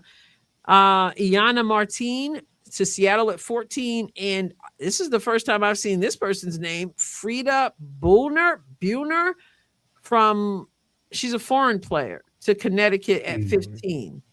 Now that's Tankathon. Now ESPN has Miles going number 1 to Dallas. All of Fam going number 2 to Minnesota. AZ Flood 3 to Seattle. Lauren Betts 4. A lot of people. So that's the second one saying Lauren Betts 4. Flauget 5 to Chicago. Nell Angloma 6. Yana Martin 7. Neepkins 8 to Valkyries. Cody McMahon to Mystics at 9 from Ole Miss. Raven Johnson 10 to Indiana. And Mystics get Jaquez. Kiki Rice goes number 12 to the Sun. Tanaya Latson to Atlanta. Oh my goodness, that would be scary. Marta Suarez from TCU, Storm, and Medina Okot going 15. Now that's wild. One guy Medina going 10, and somebody else has her going 15. But man, she's 6'6". If we could get her at 10. I don't think Indiana will pick Raven over Jaquez. If those two picks are there, there's no way they're picking Raven over Jaquez. Except, wait a minute, you said you don't see them picking her over Jaquez, except that Aaliyah Boston is a South Carolina. Oh, that's true. And she's already spoken well on her last podcast of Raven Johnson. That's true. Yeah, that's a factor. Hey, Coach, if Betts goes to the Mystics, they are going to be a really scary team. If everybody stays healthy with Citron, Kiki, and Betts, it's over. Oh my goodness! Give the Mystics a couple of years, because all of those draft picks that they got. Yes. Give them a couple of years. Bree Hall. I got the Mystics making the playoffs if they get Betts. I got the Sky in the 7th seed right now. If everyone's healthy, I got them in the 7th seed. I got the Mystics in the 8th seed if they get Betts and everyone is healthy, because those three, Citron, Betts, and Kiki together, there's no way in the world they cannot make the playoffs if all three of them are doing what they're supposed to do. I kind of hope. Yeah. Kiki can be kind of spotty. You think so? Yeah, she can be. Kiki Rice. Now, but I'm not saying she's bad, but I'm just saying sometimes she's just like a scarecrow out there. Yes. So here's CBA fatigue. Says, hi, Miss Ross. Medina Okot was denied eligibility by the NCAA due to her 2 years in Kenya. So she would be in this year's draft. So they denied her. She would be in this year's draft. I'd like the Fever. I'd like it if the Fever took her at 10. Well, listen, we're going to go. The plan is, God willing, we're going to go live tomorrow night. Borlon says, did Steph Dolson sign with someone? I think she did. She did. I think she did. Did I read her name before? Not earlier? Today, but I seen it. Earlier that she signed with somebody, and I forgot who it was. Because she's not Seattle. There we go. Oh, yep, there it is, right there. Yep. So, do you think the Fever will tell us how much they're paying? How they're paying people? They kind of got to eventually, right? Do we have to know? No. All we have to know is who's on the team. Yeah. I don't know if we have to know. No, they don't have to release the numbers publicly. It wouldn't surprise me. I don't know why they wouldn't. April says absolutely. I don't know if she's is answering that one or not, but I don't know. They kind of do things differently. So, all right, everybody. Man, I enjoyed this conversation so much. I just thank you so much for your insight. Those of you on, those of you who have been on, those of you, obviously the moderators, the members, the subscribers, everyone leaving comments. And yeah, I do think this is a special place for those who say either you have wonderful moderators, I do, and you attract people who are more positive. Yep, I do. And that's why the moderators take the heat sometimes, because they know I don't want it to be a place, and we have our moments, but I don't want it to be a place that's just negative. Like who wants to do that, right? I mean, so yeah. Kara says, everyone, please come back tomorrow night. This has been wonderful. April says, I need to know what's left to the salary cap. Well, then there is that. So listen, it's been a long off season and the whole CBA stuff. And then last season, we didn't get to see CC play like we wanted and all of that. And well, they're getting paid. So I want to see a good product. And I believe this draft will be better than that joke of an expansion draft. Yes. So yeah. No one got kicked out. No one got kicked out, Kelly. All right, y'all, thank you. Thank you for every super chat and members and all that stuff. You know, I love you. I appreciate you. And not only that, but you know, I applaud you. And just for so y'all happy. No Natasha Howard anymore. Tracy, thank you. Thank you. See, I almost ended the live before I got that blessing. What? Tell us how you really feel, Coach, about Natasha Howard. Come on now. It's not me. It's not me. I know. I'm like, do a separate segment about why you're glad Natasha Howard got the heck out of town. Okay? Not me. Hey, like good riddance. I was rejoicing. And I've been saying she's not that bad. I like her, but I can see why they parted ways. All right. V. Grover just got off the plane driving back to Iowa. Go Fever. Yes. Safe travels. All right. Thank you, Brett, for that. Check out yesterday's The Sports Maximum. Caitlin Clark's Epic Clause. Ooh. Hit the like button on your way out. Denise says, all right. What did he call it again? The Sports Maximum. Okay. The Sports Maximum. All right, y'all. Love y'all. God bless you abundantly. And God willing, we're back on Thanks tomorrow. for having me, Adrienne. Let's go. See y'all tomorrow. Thank you. God bless, Right. Otherwise, I'm Coach. talking to myself, so I appreciate y'all. All right. Bye-bye.